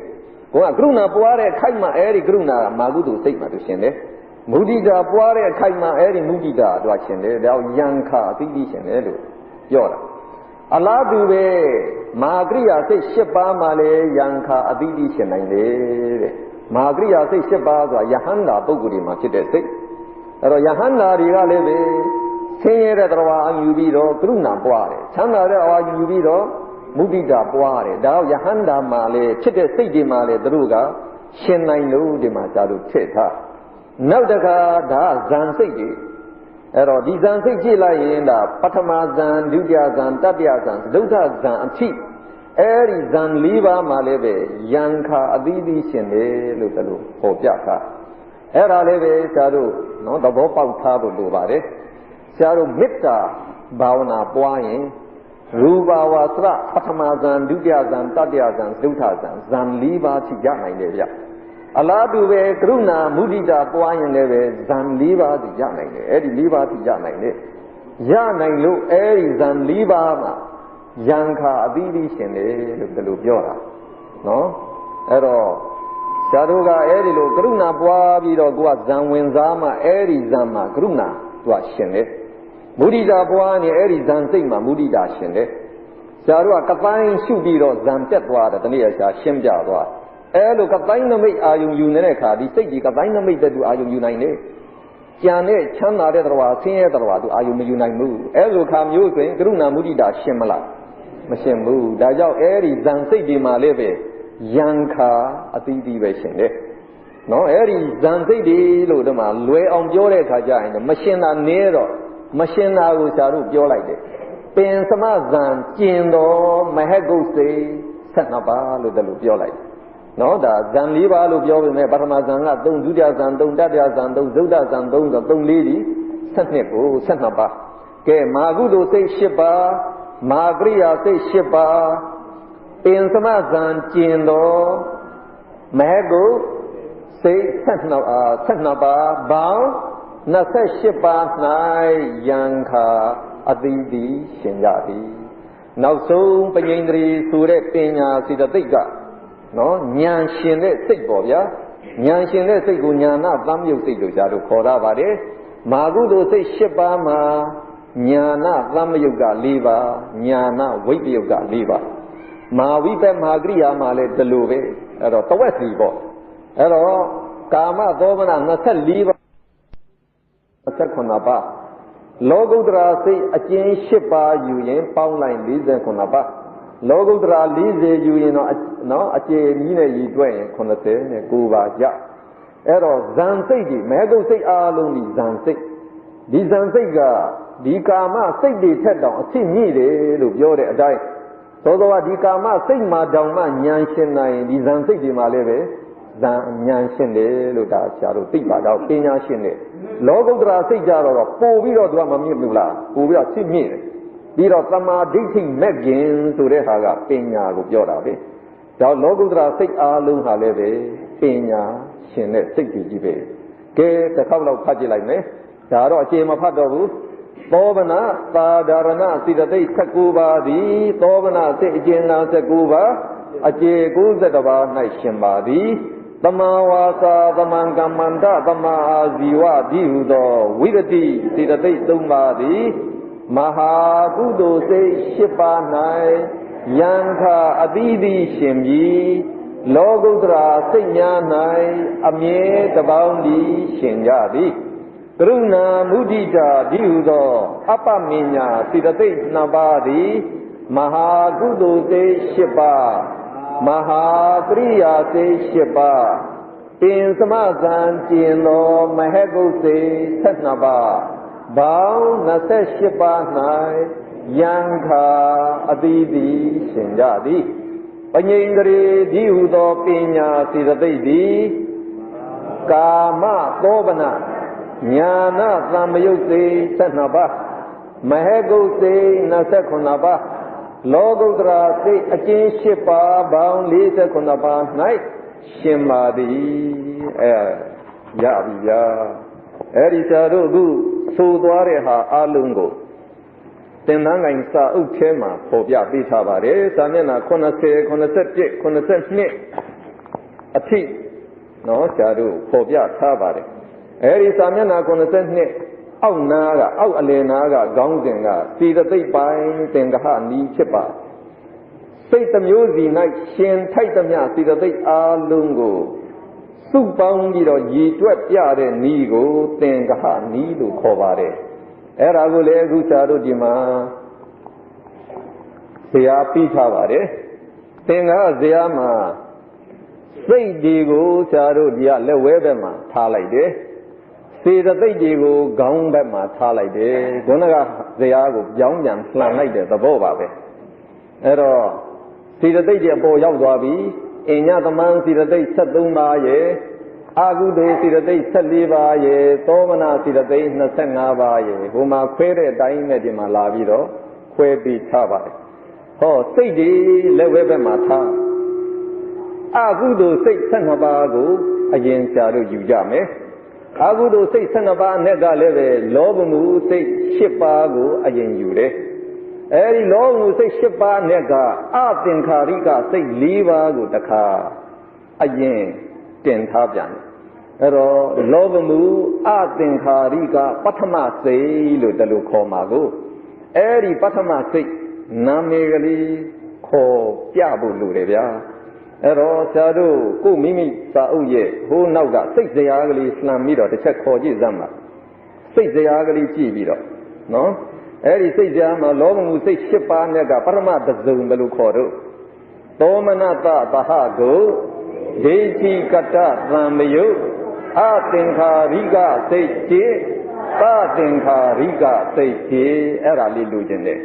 ကဲအဲ့ဒါလေးကြည့်ပြီးတော့ဘာစိတသိက်ရှင်မယ်ဆိုတာဆရာတို့အကျမ်းပြောနိုင်တဲ့သဘောရှိပါတယ်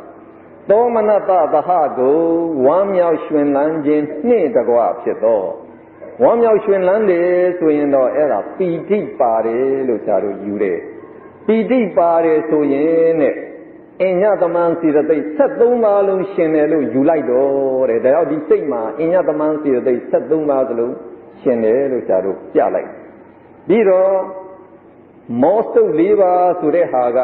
နော်ဒီမောစုပ်၄ပါးအကုသိုလ်စိတ်အားလုံးမှာမရှင်ဘူးလားအဲ့တော့တို့အမြဲရှင်မယ်ဆိုတာအကုသိုလ်စိတ်တိုင်းမှာတို့ပါတယ်လို့ဒါတောက်လျှောက်ကိုယူလိုက်လို့ရပြီးတော့တခါလောဘမှုစိတ်ဆိုရင်လောဘမပါဘူးလားခုနကဆရာတို့ပြောတယ်လောဘဒီလောဘမှုစိတ်10ပါးလုံးမှာသွားရှင်တယ်ဒါလောဘမှုစိတ်ဆိုလောဘပါယူလိုက်ခုနကဒိဋ္ဌိကတ္တသံမယုလို့ဆိုသွားတဲ့အတွက်ဒိဋ္ဌိရှင်တယ်ဒိဋ္ဌိရှင်ရင်မာနမထက်နဲ့တော့ပြီးရင်ဆရာတို့ဒီဒေါစုပ်၄ပါးကဒေါသမှုစိတ်2ပါးမှာပဲသူကရှင်တယ်လောမှုစိတ်မှသူမရှင်ဘူးပြီးတော့ဌိနမိဒဆိုတာကလည်းပဲသသင်္ခါရိကစိတ်မှာပဲသူရှင်တယ်အခုဆရာတို့အသင်္ခါရိကပြောနေတော့သူမရှင်ဘူးဝိသိကိစ္စစေတသိက်ကလည်းပဲနော်ဒီဝိသိကိစ္စသံယုတ်စိတ်တပါးမှာပဲသူရှင်တယ်တခြားစိတ်မှာသူမရှင်ဘူးဒါလို့ဆိုရင်ခုနကလောဘမှုဒီပထမစိတ်မှာရှင်နိုင်တဲ့စေတသိက်ကဒီအထိပဲဒီအထိပဲဆိုရင်ပေါင်းလိုက်မနှပါးရလဲ19ပါးရနော်အဲ့တော့ပြောတော့ဆရာတို့တလူပြောမယ်လောဘမှုအသင်္ခါရိကပထမစိတ်၌အညသမန်စေတသိက်73ပါးမောစု4ပါးလောဘဒိဋ္ဌိဟူ၍စေတသိက်19ပါးရှင်ပါသည်လို့ဆရာတို့တလူသွားကဲဒုတိယစိတ်သွားတဲ့အခါကျရင်ဒုတိယတစ်စုံဆရာတို့ဆိုရလိမ့်မယ်ကိုကလောဘမှုစိတ်ဒုတိယတစ်စုံဆိုကြည့်နော်ဆရာလေးကြည့်ပြီးတော့ဆိုသောမနတသဟကိုဒိဋ္ဌိကတ္တဝိတယုအသင်္ခါရိကစိတ်จิตသသင်္ခါရိကစိတ်จิตကဲဂုဏကတစုံနဲ့ဘာပဲကွာတယ်လဲဂုဏတစုံကဒိဋ္ဌိကတ္တသံပယုဒိဋ္ဌိရှင်တယ်အခုတစုံကြတော့ဒိဋ္ဌိကတ္တဝိတယုဆိုဒိဋ္ဌိမရှင်ရင်မာနရှင်နိုင်တယ်ဆိုတော့ဒါမာနကိုဆရာတို့ထည့်လိုက်နော်တော့ဒိဋ္ဌိစာမာနပြောင်းထည့်လိုက်ုံနဲ့ဒါစေတသိက်19ပါးပဲမပြောင်းဘူးတတ္တယတစုံဟောကျတော့တတ္တယစိတ်ဆိုရင်တတ္တယတစုံကျတော့ပွားမယ်နော်တတ္တယတစုံကျတော့ဥပိ္ခာသဟကိုဒိဋ္ဌိကတ္တသံမယုအသင်္ခါရိကစိတ်จิตသသင်္ခါရိကစိတ်จิตဥပိ္ခာဆိုတော့ဝမ်းမြောက်ဝမ်းနေမဖြစ်ပေဆိုတော့ဝမ်းမမြောက်ဘူးဆိုတော့ပီတိမပါဘူးဒါကြောင့်ပီတိကျင်တဲ့ပီတိကျင်ပီတိနှုတ်လိုက်ပီတိကျင်တော့အညသမန်စေတသိက်12ပါးကျန်တာတော့ဘုန်းကအတိုင်းပဲနော်မောစုပ်4ပါးလောဘဒိဋ္ဌိဟူ၍စေတသိက်18ပါးရှင်ပါသည်ပီတိတစ်လုံးနှုတ်လိုက်တော့19ကနေတစ်ခုရော့သွားတဲ့သဘောပါနောက်သုဒ္ဓစိတ်ကြတော့ဒိဋ္ဌိကတ္တသံယုတ်စာဒိဋ္ဌိကတ္တဝိပယုတ်ဖြစ်သွားတာကိုဒိဋ္ဌိစာမာနလေးပြောင်းထည့်ရုံပဲဒါကြောင့်သူလည်း18ပဲကဲဆိုကြည့်မယ်အလို့နော်လောဘမှုအသင်္ခါရိကပထမစိတ်၌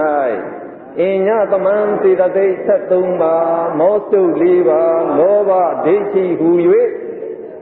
စေတသိက်19ပါးရှင်ပါသည်လောဘမှုအသင်္ခါရိကဒုတိယစိတ်၌ အညတမန်စေတသိက်73ပါးမောတု4ပါးလောဘမာနဟူ၍စေတသိက်19ပါးရှင်ပါသည်လောဘမူအသင်္ခါရိကတတ္တယစိတ်၌ပီတိကျင်သောအညတမန်စေတသိက်12ပါးမောတု4ပါးလောဘဒိဋ္ဌိဟူ၍18ပါးရှင်ပါသည်လောဘမူအသင်္ခါရိကဒုက္ခစိတ်၌ပီတိကျင်သောအညတမန်စေတသိက်12ပါးမောတု4ပါးလောဘမာနဟူ၍18ပါးရှင်ပါသည်လောဘမူသသင်္ခါရိကစိတ်4ပါးဆက်ဆိုမယ်အသင်္ခါရိကအတိုင်းနဲ့ဆိုတဲ့ဘာပဲထူးမလဲထိနာမိတ်တာနှစ်ခုထပ်ပေါင်းဒါပဲနှစ်ခုထပ်ပေါင်းတော့19 19က21 21ဖြစ်မယ်18 18က20 20ဖြစ်ကဲဆက်ဆိုခေါင်းကအတိုင်းဆိုရလိမ့်မယ်လောဘမူသသင်္ခါရိကပထမစိတ်၌အညတမန်စေတသိက်73ပါးမောတု4ပါးလောဘဒိဋ္ဌိခြိနာမိဒ္ဒဟူ၍21ပါးရှင်ပါသည်လောဘမူသသင်္ခါရိကဒုတိယစိတ်၌အညတမန်စေတသိက်73ပါးမောတု4ပါးလောဘမာနခြိနာမိဒ္ဒဟူ၍21ပါးရှင်ပါသည်လောဘမူသသင်္ခါရိကတတ္တယစိတ်၌ပီတိကျင်သောအညတမန်စေတသိက်12ပါးမောတု4ပါးလောဘဒိဋ္ဌိခြိနာမိဒ္ဒဟူ၍စေတသိက်20ရှင်ပါသည်လောဘမူသသင်္ခါရိကဒုက္ခစိတ်၌ပီတိကျင်သောအညတမန်စေတသိက်12ပါးမောတု4ပါးလောဘမာနခြိနာမိဒ္ဒဟူ၍စေတသိက်20ရှင်ပါသည်ဒေါသမူစိတ်2ပါးကြာတို့ဆက်ပြောမယ်အဲ့ဒါလဲနာမည်တစ်ခေါက်ခေါ်ကြည့်ရင်ကောင်းတယ်နော်အဲ့တော့စိတ်ကြည့်ပြီးတော့စိတ်တရားကြည့်ပြီးတော့ဒေါသမူစိတ်2ပါးခေါ်ပြပါဒေါမနတသဟတုပတိကသံမယုအသင်္ခါရိကစိတ်ကျေသသင်္ခါရိကစိတ်ကျေဟောဒေါမနတဆိုတော့စိတ်ဆင်းရဲခြင်းနှင့်တကွဖြစ်သောစိတ်ဆင်းရဲနေဝမ်းမမြောက်နိုင်ဘူးဒါတော့ပီတိမပါဘူးဘုန်းကလိုပဲပီတိကျင်လိုက်အညတမန်စေတသိက်12ပါးပဲမောစုပ်4ပါးကရှင်အောင်မယ်ဟောလောတရိလောဘမဒိဋ္ဌိမာနကမရှင်တော့ဘူးဒေါသမူစိတ်တွေမှာသူမရှင်ဘူးဘယ်သူကရှင်မှလဲဒေါစုပ်4ပါးသွားရှင်မယ်အဲ့ဒီထိပဲဆိုတော့ပေါင်းလိုက်20ရသသင်္ခါရိကစိတ်ကြတော့ထိနာမိဒ္ဒထတူဆိုတာ22ဖြစ်သွားပါပြီးတော့မောမှုစိတ်2ပါးကြာတို့ဆက်သွားတယ်မောမှုစိတ်2ပါးလုံးကဥပိ္ပခာသဟဂုတ်တိဥပိ္ပခာသဟဂုတ်ဆိုတော့ကပီတိပါရဲ့လားဘုန်းကအတိုင်းပဲပီတိကိုကျင့်လိုက်ပြီးတော့မောမှုစိတ်2ပါးမှာသန္တာမရှင်ဘူးဆိုတာသို့တော်ကကြာတို့ပြောခဲ့ပါတယ်ဒါကြောင့်မောမှုစိတ်2ပါးမှာသန္တာလည်းပယ်လိုက်ပြီးတော့ဝိသိကိစ္စသံမယုတ်စိတ်မှာအဓိမောက္ခမရှင်ဘူးနော်အဓိမောက္ခကအာယုံကောင်းပြီမကောင်းဘူးဆိုတာဆုံးဖြတ်ပေးဝိသိကိစ္စယုံမှားတန်တရားဖြစ်နေတဲ့အခါဆုံးဖြတ်လို့မရဘူးဒါအဓိမောက္ခမရှင်ဘူး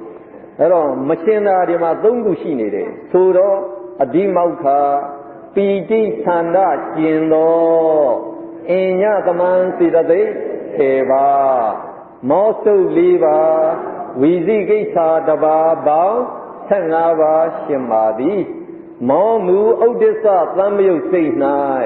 ပီတိသန္တာကျင်သောအညတမန်စေတသိက်17ပါးမောစုပ်4ပါးပေါင်း15ပါးရှင်ပါသည်ကဲဒေါသမူကနေပြန်ဆိုကြည့်အောင်ဒေါသမူအသင်္ခါရိကစိတ်၌ပီတိကျင်သောအညတမန်စေတသိက်12ပါးမောစုပ်4ပါးဒေါစုပ်4ပါးပေါင်း20ရှင်ပါသည်ဒေါသမူသသင်္ခါရိကစိတ်၌ပီတိကျင်သောအညတမန်စေတသိက်12ပါးမောစုပ်4ပါးဒေါစုပ်4ပါးခြိနာမိဒ္ဒ2ပါးပေါင်း22ပါးရှင်ပါသည်မောဟမူဝိသိကိစ္စသံမယုတ်စိတ်၌အဓိမောက္ခပီတိသန္တာကျင်သော အိညာသမန်စေတသိက်10ပါးမောစု4ပါးဝီဇိကိစ္စ1ပါးပေါင်း15ပါးရှင်ပါသည်မောမှုဥဒ္ဒစ္စသံမြုပ်စိတ်၌ပီတိသန္တာကျင်သောအိညာသမန်စေတသိက်7ပါးမောစု4ပါးပေါင်း15ပါးရှင်ပါသည်အဟိစိတ်18ပါးရှာတို့ဆက်သွားအာဟိစိတ်18ပါးမှာစောစောကစိတ်ကြားမှာလို့ပဲဒွေပင်စဝိညာဉ်30ကိုအရင်ယူတယ်အဲဒီဒွေပင်စဝိညာဉ်10ပါးမှာသဗ္ဗစိတ်တာသာဒရဏစေတသိက်9ပါးပဲရှင်တယ်စေတသိက်အနည်းဆုံးရှင်တဲ့စိတ်တွေဖြစ်ပါပြီးတော့သောမနတာတံဒီရဏစိတ်သောမနတာဆိုရင်တော့ပီတိပါတယ်ဟောဆရာတို့ကအဲဒီအာဟိစိတ်အားလုံးမှာခန္ဓာမရှင်ဘူးဆိုတော့သောသောကသိခဲ့ပါတယ်ဒါကြောင့်ဒီအာဟိစိတ်18ပါးလုံးမှာပဲခန္ဓာကိုကျင်ထားလို့ရပြီးတော့သောမနတတဏိနစိတ်မှာဝီရိယလည်းမပါမရှင်တဲ့အတွက်ဝီရိယခန္ဓာကျင်သောအညသမန်စီတသိက်7ပါးရှင်တယ်မနောဒွါရဝိဇံကြတော့ဥပိ္ပခာသဟကုဥပိ္ပခာသဟကုဆိုပီတိနှုတ်ရတယ်ပီတိခန္ဓာကျင်သောသူလည်းအညသမန်7ပါးရှင်ပါတယ်ဟာတိတုပ္ပါဖရာယဟန္တာတွေပြုံးရတဲ့စိတ်ဆိုတော့သောမနတဆိုရင်ပီတိပါတယ်ခန္ဓာလောက်တဲ့ကျင်တယ်အဲ့တော့အညသမန်12ပါးရှင်ပါတယ်ပြီးတော့ဥပိ္ပခာတံဒီရဏစိတ်2ပါးနော်ဆရာတို့တဏိနစိတ်3ပါးနဲ့ကဒီမှာသောမနတတဏိန1ပါးယူထားပြီးပြီဒါဒီမှာဥပိ္ပခာတဏိနစိတ်2ပါးကိုယူတယ်ပြီးတော့မနောဓာတ်3ပါးဆိုတာကဘယ်စိတ်ကိုပြောတာတို့မနောဓာတ်3ပါးကနော်ဆရာတို့ဒီမှာဆိုရင်ဒီကအာဟိစိတ်18ပါးကိုဆရာတို့ပြောနေတာခုနကတံဒီရဏစိတ်3ပါးဆိုတာဆရာတို့ပြောပြီးပြီဥပိ္ပခာက2ခုသောမနတက1ခုဟောဒါပေါ့ဗျာနော်ပင်စဒွါရဝိဇံရေပြီးတော့သံပရိဆိုင်2ပါးရေဒီ3ပါးကိုမနောဓာတ်3ပါးလို့ခေါ်လိုက်တယ်အဲဒီ3ပါးနဲ့အကုန်ကဥပိ္ပခာနိုင်နာစိတ်2ပါးနဲ့ပေါင်းတော့စိတ်5ပါးပေါ့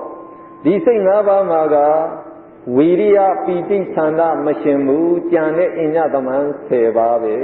ရှင်ပါတယ်အဲ့တော့အဟိစိတ်ဒီဟိတ်ဒီမပါတဲ့အတွက်အကုသိုလ်စေတသိက်တွေလည်းမရှင်ဘူးသောမနာစေတသိက်တွေလည်းမရှင်ဘူးအညသမန်စေတသိက်လောက်ပဲရှင်ပါကဲဆိုကြည့်မယ်တစ်ခေါက်လောက်ဒွေပင်စဝိညာဉ်30၌သဗ္ဗစိတ်တာသာဒရဏစေတသိက်9ပါးရှင်ပါသည်သောမနတာတံဒီရဏစိတ်၌ဝီရိယခန္ဓာကျင်သောအညသမန်စေတသိက်7ပါးရှင်ပါသည်မနောဒွါရဝိဇံစိတ်၌ပီတိခန္ဓာကျင်သောအညသမန်စေတသိက်7ပါးရှင်ပါသည်ဟာတိတုပ္ပစိတ်၌ပီခန္ဓာကျင်သောအညသမန်စေတသိက်12ပါးရှင်ပါသည်ဥပိ္ပခာတဏိနစိတ်2ပါးမနောဓာတ်3ပါးဘောင်း5ပါး၌ဝီရိယပီတိသန္တာကျင်သောအညသမန်စေတသိက်10ပါးရှင်ပါသည်မာကုသိုလ်စိတ်10ပါးကိုပထမဒွေဒုတိယဒွေတတိယဒွေသုဒ္ဓစု4စုံအနေနဲ့ယူတယ်ပထမတစ်စုံဆရာတို့နာမည်ခေါ်ကြည့်ဖို့လိုပါတယ်ဒါတော့ဟဲ့လားစိတ်တရားလေးကြည့်ပြီးတော့စောစောကလောဘမှုစိတ်ခေါ်တဲ့ဤတိုင်းခေါ်တာပါပဲသောမနတသဟကုညာနာသံမယုတ်အသင်္ခါရိကစိတ်จิตသသင်္ခါရိကစိတ်จิตဒီတစ်စုံပါကဲသောမနတသဟကုဆိုတော့ဝမ်းမြောက်ရွှင်လန်းခြင်းနှင့်တကွဖြစ်တော်ဆိုတော့ပီတိပါတယ်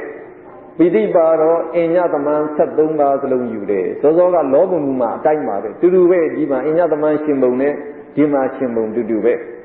ကဲအညသမန်စိတ်73ပါးရှင်တာသိပြီပြီးတော့ဒီမှာအကုသိုလ်စိတ်ဒီကနေဆင်းပြီးရင်ဒါသောဗနာစိတ်ကြီးပဲနော်သောဗနာစိတ်ကြီးဆိုတော့အကုသိုလ်စိတ်တိတ်တွေလုံးဝမရှင်တော့ပါအဲ့တော့သောဗနာစိတ်တိတ်တွေပဲရှင်မယ်သောဗနာသာဒရဏစိတ်တိတ်19ပါးဟာသောဗနာစိတ်အားလုံးမှာရှင်တယ်ဆိုတော့သူ့ကိုတောက်လျှောက်အကုန်ရှင်တယ်လို့မှတ်ထားပြီတော့ဒါအသိမှတ်ထားလို့ရပြီးတော့ဝိရတိ3ပါးပြီးတော့အပ္ပမညာ2ပါးဒါတို့ဒီမှာပြထားတယ်ဝိရတိ3ပါးနဲ့အပ္ပမညာ2ပါးဟာ မာကုသိုလ်စိတ်၈ပါးမှာယံခါအသီးသီးရှင်နိုင်တယ်လို့သောသောကဆရာတို့ပြောထားတယ်ကဲရှင်နိုင်တယ်ဆိုရင်ရှင်တယ်လို့ပဲယူလိုက်တဲ့ပြီးတော့ညာနာသံမယုတ်ဆိုရင်ပညာမရှင်ဘူးလားဒါလို့ဆိုရင်သောမနာစေတသိက်25ပါးလို့ရှင်တဲ့အနေရောက်သွားပြီဒီကအင်ညသမန်စေတသိက်က73ပါးသောမနာစေတသိက်25နဲ့ပေါင်းရင်38ပါးရှင်တယ်လို့ဆရာတို့ဒါလို့ရအဲ့ဒီမာကုသိုလ်စိတ်2ပါးတစ်ခုကအသင်္ခါရိကတစ်ခုကသသင်္ခါရိကအဲ့ဒီ2ပါးဟာရှင်တဲ့စေတသိက်ချင်းတူတယ်တဲ့38ပါးတူပဲခွဲပြဖို့မလိုဘူးအဲ့တော့မေးစရာရှိတယ်သောသောကသသင်္ခါရိကစိတ်ဖြစ်ခဲ့ရင်ဆရာတို့ကထိနာမိတ်တာပေါင်းတယ်2ပါးထပ်ပေါင်းအဲ့တော့ဒီမှာထိနာမိတ်တာပေါင်းဖို့မလိုဘူးလားလို့မေးစရာရှိကဲပေါင်းဖို့လိုမလားမလိုဘူးဘာဖြစ်လို့လဲထိနာမိတ်တာသည်အာကုသိုလ်စေတသိက်အာကုသိုလ်စေတသိက်ဆိုတော့သူကအာကုသိုလ်စိတ်မှာပဲသူကရှင်တယ်ဂျန်တဲ့ဒီသောမနာစိတ်တွေမှာသူမရှင်ပါဘူးเนาะဒါကြောင့်ဆရာတို့ခွဲဖို့မလိုဘူးမာကုသိုလ်စိတ်2ပါးအဲ့ဒီပရမဒွေဘာဖြစ်လို့အသင်္ခါရိကသသင်္ခါရိကလို့ခွဲပြီးတော့နာမည်ပေးတယ်လေလို့မေးရင်တော့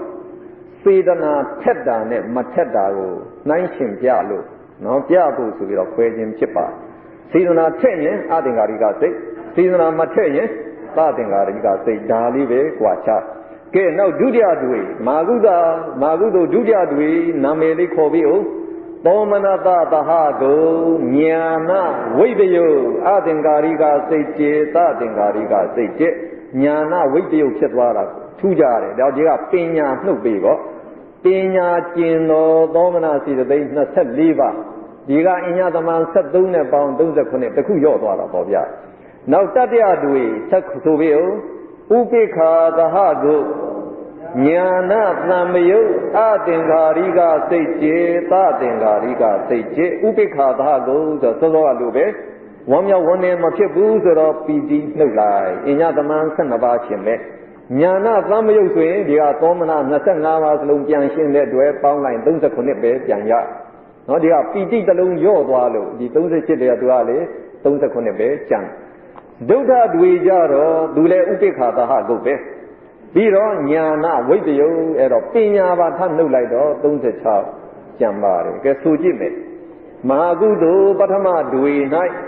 အင်ညသမန်စေတသိက်73ပါးသောမနာစေတသိက်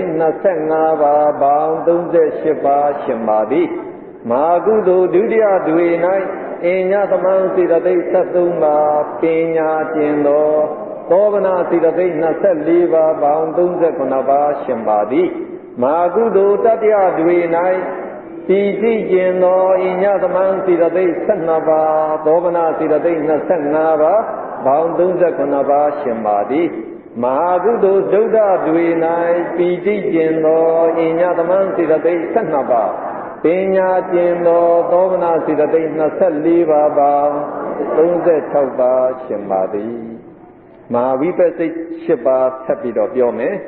နာမည်ခေါ်တော့မာကုသိုလ်အတိုင်းခေါ်ပါတယ်ခေါ်တယ်ဆိုတော့ဒီကပီတိ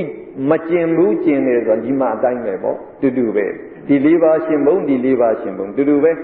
ပြီးတော့ဟိုကညာနာသံမယုံညာနာဝိပယုတ်ဒီမှာလို့ပေါ့လေရှင်တဲ့အတိုင်းပညာကိုလည်းနှုတ်တယ်ဒါတူတူပဲဘာထူးလာလဲဆိုတော့ကမာဝိပစေ၈ပါးမှာဝိရတိ3ပါးမရှင်ဘူးအပ္ပမညာ2ပါးမရှင်ဘူးနော်ဆရာတို့ဒီမှာဝိရတိ3ပါးအပ္ပမညာ2ပါးမာဝိပက်မှာမရှင်ဘူးလို့ဆရာတို့ဒီမှာပြခဲ့ပါတယ်အဲ့တော့မာဝိပက်စိတ်ကြီးကမာကုသိုလ်ရဲ့အကျိုးကြောင့်ဖြစ်ရတဲ့အကျိုးစိတ်ပဲဝိပက်စိတ်အကျိုးအနေနဲ့သူကဖြစ်ရင်ဖြစ်ပြီးရင်ပြီးသွားတာပဲသူ့မှာကံဆွမ်းတတ်ပြီးမကြံရစ်ဘူးကံဆွမ်းတတ်ပြီးမကြံရစ်ဘူးဆိုတဲ့အနေမျိုးကသူကကံမလုပ်တော့ဘူးဆိုတော့ကဒီကုသိုလ်စိတ်မှာပဲကံကရှိတာကိုဝိပဿနာကြတော့ကံတတ်ပြီးမရှိဘူးเนาะဒါကုသိုလ်လုပ်ကိုကုသိုလ်လုပ်ဆိုတော့ဒါဒီစေတသိက်ကြီးဟာမာဝိပဿနာမရှင်ဘူးနောက်တနည်းနဲ့ပြောရင်မာဝိပဿစိတ်တွေဟာဆရာတို့ရဲ့ပရိသန္တိစိတ်ဘဝင်စိတ်ဆရာတို့အိပ်ပျော်နေတဲ့အခါဖြစ်တဲ့စိတ်ကြီးဒါမာဝိပဿစိတ်ပဲအဲဒီမာဝိပဿစိတ်ကဘာအာယုံယူတယ်လဲ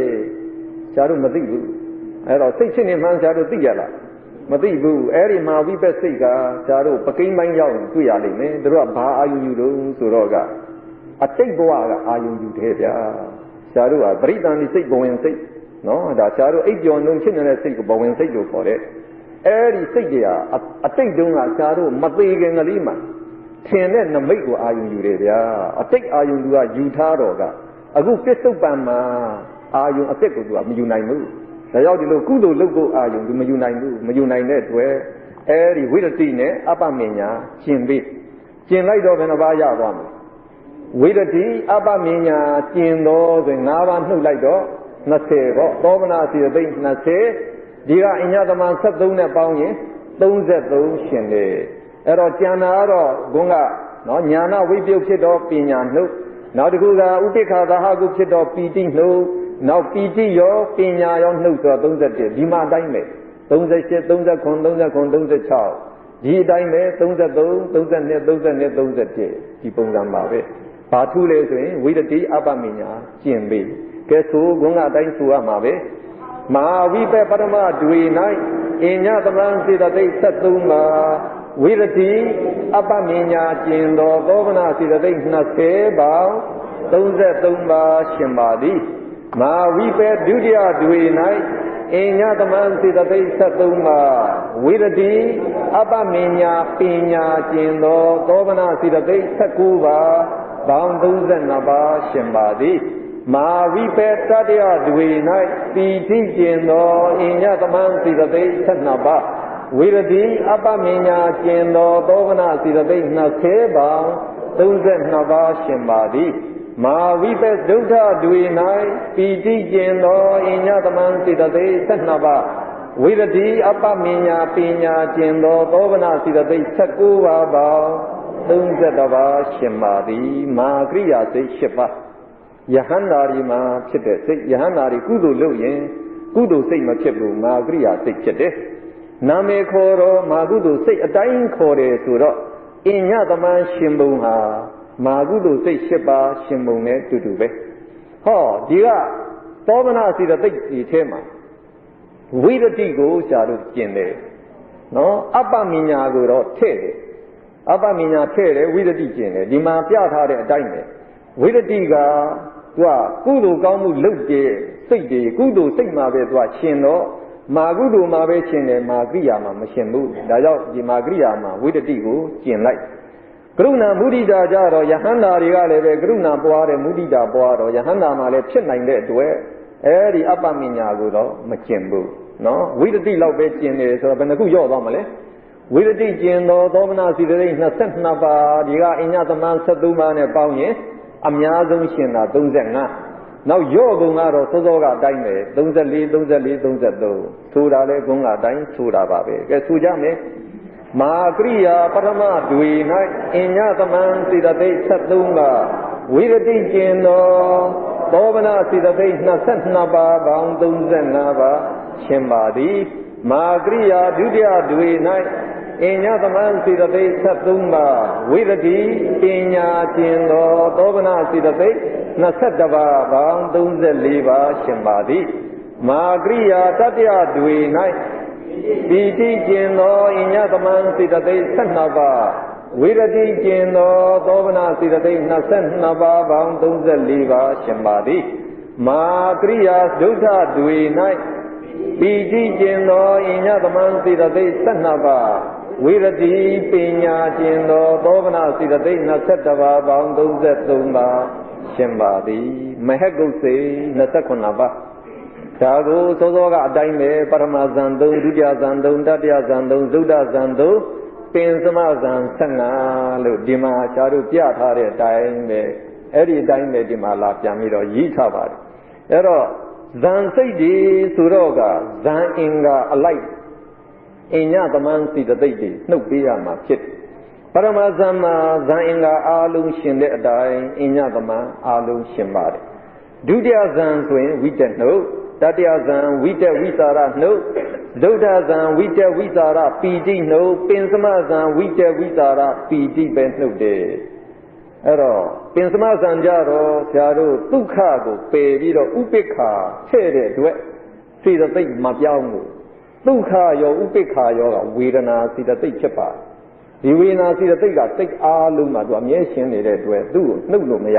နော်ဒါကြောင့်ဒီကပင်စမဇံနဲ့ဒုဋ္ဌဇံအညတမန်ရှင်ပုံချင်းတူသွားဟောသောဗနာစေတသိက်ဘက်မှာသောဗနာသာရဏကတော့အမြဲရှင်မှာပဲသူကတော့ပါမှာပဲဝိရတိ၃ပါးကြတော့ဇာတို့ဘာလုပ်တာဝိရတိ၃ပါးဒီမှာပြန်နှုတ်ထားနော်ဝိရတိ၃ပါးမရှင်ဘူးဒီမှာဇာတို့ကြည့်လိုက်ရင်ဝိရတိ၃ပါးဒီနော်မဟဂုတ်စိတ်တွေမှာပါရလားမပါဘူးကဲဘာဖြစ်လို့ဇံစိတ်တွေမှာဝိရတိမရှင်တာလဲဇံစိတ်တွေဟာ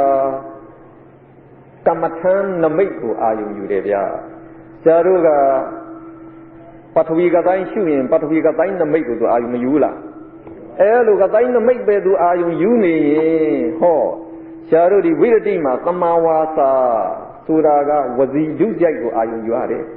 လိန်ပြောဖို့အခါကိုသူအာယုံယူရတယ်ဟာငါလိန်မပြောဘူးရှောင်မသူကသမာဝါစာရှင်တာကိုအဲသူကကတိုင်းနမိတ်ပဲအာယုံယူနေလိန်တဲ့ကိစ္စသူအာယုံယူနိုင်မဟုတ်မလားမယူနိုင်ဘူးနော်အဲ့ဒီအတိုင်းပဲသမာကမ္မန္တခြင်ကြိုက်တဲ့ကိစ္စတွေပါတယ်အာယုံမယူဘူးဆရာတို့ဇန္နဝင်စားနေခြင်ကြိုက်မှန်းလည်းမသိဘူးနော်ဘာမှမသိဘူးတခြားအာယုံဘာမှမသိဘူးအဲ့ဒီအတွက်ကြောင့်ဝိရတိကြီးဆရာတို့ရှင်းကျင်တယ်ဟောအပ္ပမညာနှစ်ပါးကြတော့ဆရာတို့စောစောကပြောတဲ့အတိုင်းနော်ပရမဇံဒုတိယဇံတတိယဇံဒုဒ္ဒဇံအထိတို့ကရှင်းနိုင်တယ်ပင်စမဇံမှာကြတော့မရှင်းဘူးပင်စမဇံကတော့ဥပိ္ပခာသဟတုကိုဥပိ္ပခာကြတော့ကဒါကရုဏာမုဒိတာမပါနိုင်တော့ကဲဒါကြောင့်ဆရာတို့ဒီမှာရှိလိုက်တော့ဝိရတိကိုတောက်လျှောက်ရှင်ကျင်သွားတယ်အပ္ပမညာနှစ်ပါးကြတော့ပရမဇံဒုတိယဇံတတိယဇံဒုဒ္ဒဇံအထိပါပြီးတော့ပင်စမဇံကြတော့သူ့ကိုလေမဟက်ကိုဒုတိယဇံ၃ပါး၌ဝိတက်ကျင်သောအညသမန်စီတသိက်12ပါးဝိရတိကျင်သောသောဗနာစီတသိက်22ပါးပေါင်း34ပါးရှင်ပါသည်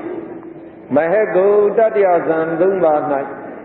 ဝိတေဝိစာရကျင်သောအညသမန်စီတသိက်17ပါးဝိရတိကျင်သောသောဗနာစီတသိက်22ပါးပေါင်း33ပါးရှင်ပါသည်မဟက်ကိုသုဒ္ဓဇံ၃ပါး၌ဝိတေဝိစာရပီတိကျင်သောအညသမန်စီတသိက်10ပါးဝိရတိကျင်သောသောဗနာစေတသိက်22ပါးပေါင်း32ပါးရှင်ပါသည်မဟကိုပင်စမဇံ15ပါး၌ဝိတက်ဝိစာရပီတိကျင်သောအညသမန်စေတသိက်10ပါးဝိရတိအပ္ပမညာကျင်သောသောဗနာစေတသိက်20ပေါင်း30ရှင်ပါသည်လောကုတ္တရာစိတ်အကျေကိုကြတို့ယူတော့တို့ကလည်းဇံစိတ်တွေပဲဇံစိတ်တွေတော့ဒီအညသမန်းမှာဇံအင်္ဂါတွေဒီအပေါ်တိုင်းပဲနှုတ်သွားဟောဒီဘက်ကြတဲ့အခါကျတော့နော်ဒီသောဗနာသာရဏကတော့သူကပါအောင်မှာပဲဝိရတိကိုရှားတို့ထည့်ပြီးတော့အပ္ပမညာကိုသူကနှုတ်နော်ဝိရတိရှားတို့ထည့်တယ်ဘာဖြစ်လို့လဲလောကုတ္တရာစိတ်တွေမှာဝိရတိစေတသိက်၃ပါးလုံးကအမြဲတပေါင်းကြီးပါတယ်စောစောကရှားတို့ပြောသလိုလောကုတ္တရာစိတ်တွေဟာမဲ့စိတ်ဖို့စိတ်တွေမဲ့ခင်၈ပါးစလုံးနဲ့ပြည့်စုံလို့ဝိရတိ၃ပါးဆိုတဲ့သီလမဲ့ခင်၃ပါးလည်းပါတယ်ဒါရှင်းတယ်တို့ကဟောအပ္ပမညာနှစ်ပါးကြတော့ဆရာတို့မရှင်တော့ဘူးလောကုတ္တရာစိတ်တွေမှာမရှင်ဘူးဘာဖြစ်လို့လဲလောကုတ္တရာစိတ်တွေဟာဘာအာယုယူတော့နိဗ္ဗာန်အာယုယူတယ်နိဗ္ဗာန်အာယုယူတယ်ဆိုရင်ကကရုဏာပွားဖို့ဆင်းရဲတဲ့သတ္တဝါအာယုယူရမယ်မယူနိုင်ဘူးမုဒိတာပွားခြင်းချမ်းသာတဲ့သတ္တဝါအာယုရတယ်အဲ့ဒါသူမယူဘူးနိဗ္ဗာန်နဲ့သူအာယုယူတယ်ဒါကြောင့်ဆရာတို့နော်အပ္ပမညာနှစ်ပါးနှုတ်အပ္ပမညာကျင်သောသောဗနာစီရသိ20ဘယ်နှပါးတော့3ပါးရဲ့ဒီကအညသမန်73ဆိုတော့ပေါင်းလိုက်ရင်အများဆုံးရှင်တာ36ပြီးတဲ့အခါကျရင်ဒါဇန်အင်္ဂါလိုက်တာတော့နှုတ်ပေးရမှာကဲဆိုမယ်လောကုတ္တရာပရမဇန်10ပါး၌အညသမန်စီရသိ73ပါးအပ္ပမညာကျင်သောသောဗနာစီရသိ23ပါးပေါင်း36ပါးရှင်ပါသည်လောကုတ္တရာဒုတိယဇန်10ပါး၌ဝိတက်ကျင်သောအညသမန်စေတသိက်12ပါးအပ္ပမညာကျင်သောသောဗနာစေတသိက်23ပါးပေါင်း35ပါးရှင်ပါသည်လောကုတ္တရာတတိယဇန်10ပါး၌ဝိတက်ဝိစာရကျင်သောအညသမန်စေတသိက်17ပါး အပမညာကျင်သောသောမနာစိတသိက်23ပါးပေါင်း34ပါးရှင်ပါသည်လောကုတ္တရာဒုဋ္ဌဇံ8ပါး၌ဝိတဝိဇာရပီတိကျင်သောအညတမံစိတသိက်10ပါးအပမညာကျင်သောသောမနာစိတသိက်23ပါးပေါင်း33ပါးရှင်ပါသည်လောကုတ္တရာပင်သမဇံ8ပါး၌ဝိတဝိဇာရပီတိကျင်သောအညတမံစိတသိက်10ပါးအပမညာကျင်သောသောမနာစိတသိက်23ပါးပေါင်း33ပါးရှင်ပါသည်အဲ့ဒီဆရာတို့ဆိုသွားတဲ့ဟာကိုသင်္นานငိုင်စာအုပ်မှာစာမျက်နှာ82အောက်ခြေကနေစပြီးတော့83 94 95 96 99 98အထိနော်ဆရာတို့ဆိုလို့ပြီးသွားပြီဖြစ်ပါစာမျက်နှာ98အလေကခေါင်းစဉ်ဆရာတို့ဆက်ကြည့်ပါနိယတယောဂီအနိယတယောဂီကဲအဲ့ဒီအပိုက်ကလေးဖတ်မယ်မိမိတို့ရှင်ဘက်စိတ်ဖြစ်တိုင်းအမြဲရှင်ကြသောစိတသိက်များကိုနိယတယောဂီဟုခေါ်၏မိမိတို့ရှင်ဘက်စိတ်ဖြစ်တိုင်းအမြဲမရှင်ဘဲရှင်သည့်ဒီအခါ၌သာရှင်ကြသောစိတသိက်များကိုအနိယတယောဂီဟုခေါ်၏အဲ့တော့နိယတဆိုတာမြဲတယ်ရှင်ပုံမြဲတာကိုပြောတာအနိယတရှင်ပုံမမြဲဘူးယောဂီဆိုတာစိတသိက်ကိုတင်စားပြီးတော့ခေါ်သွားတာအဲ့ဒီအနိယတယောဂီအမိရတာစိတသိက်ဘယ်နှပါးတို့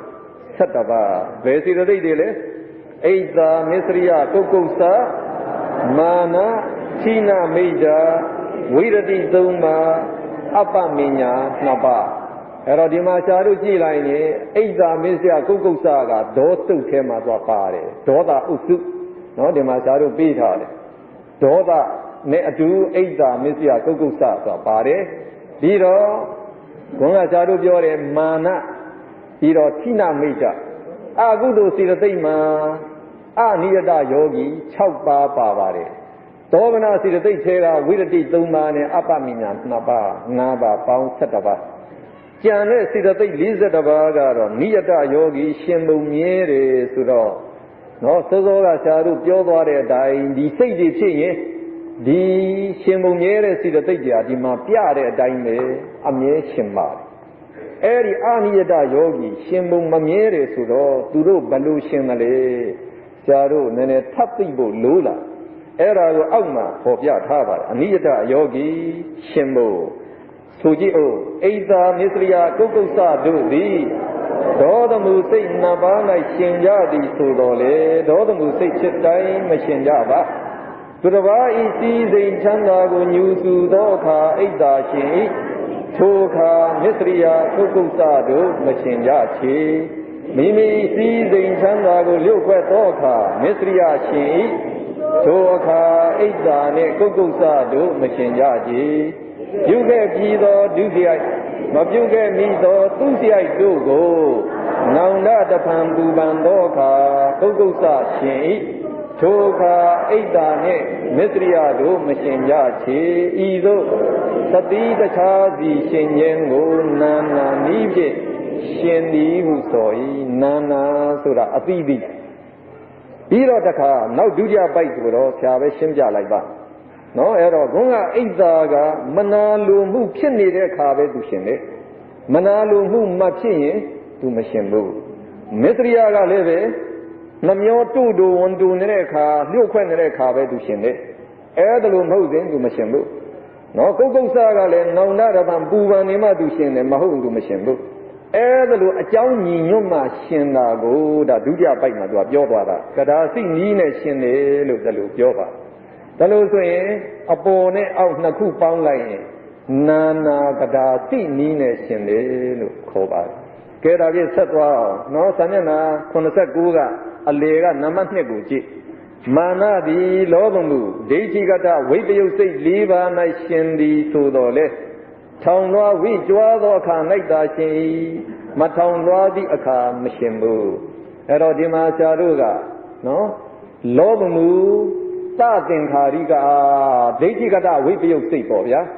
ဒိဋ္ဌိကတဝိပယုတ်ဆိုရင်ဒိဋ္ဌိမရှင်ဘူးဆိုရင်မာနရှင်တယ်လို့ဆရာတို့ဒါလိုပြောထားနော်ဒီမှာမာနသည်လောဘမှုဒိဋ္ဌိကတဝိပယုတ်စိတ်မှာရှင်တယ်လို့ဆရာတို့ဒီမှာပြောတာ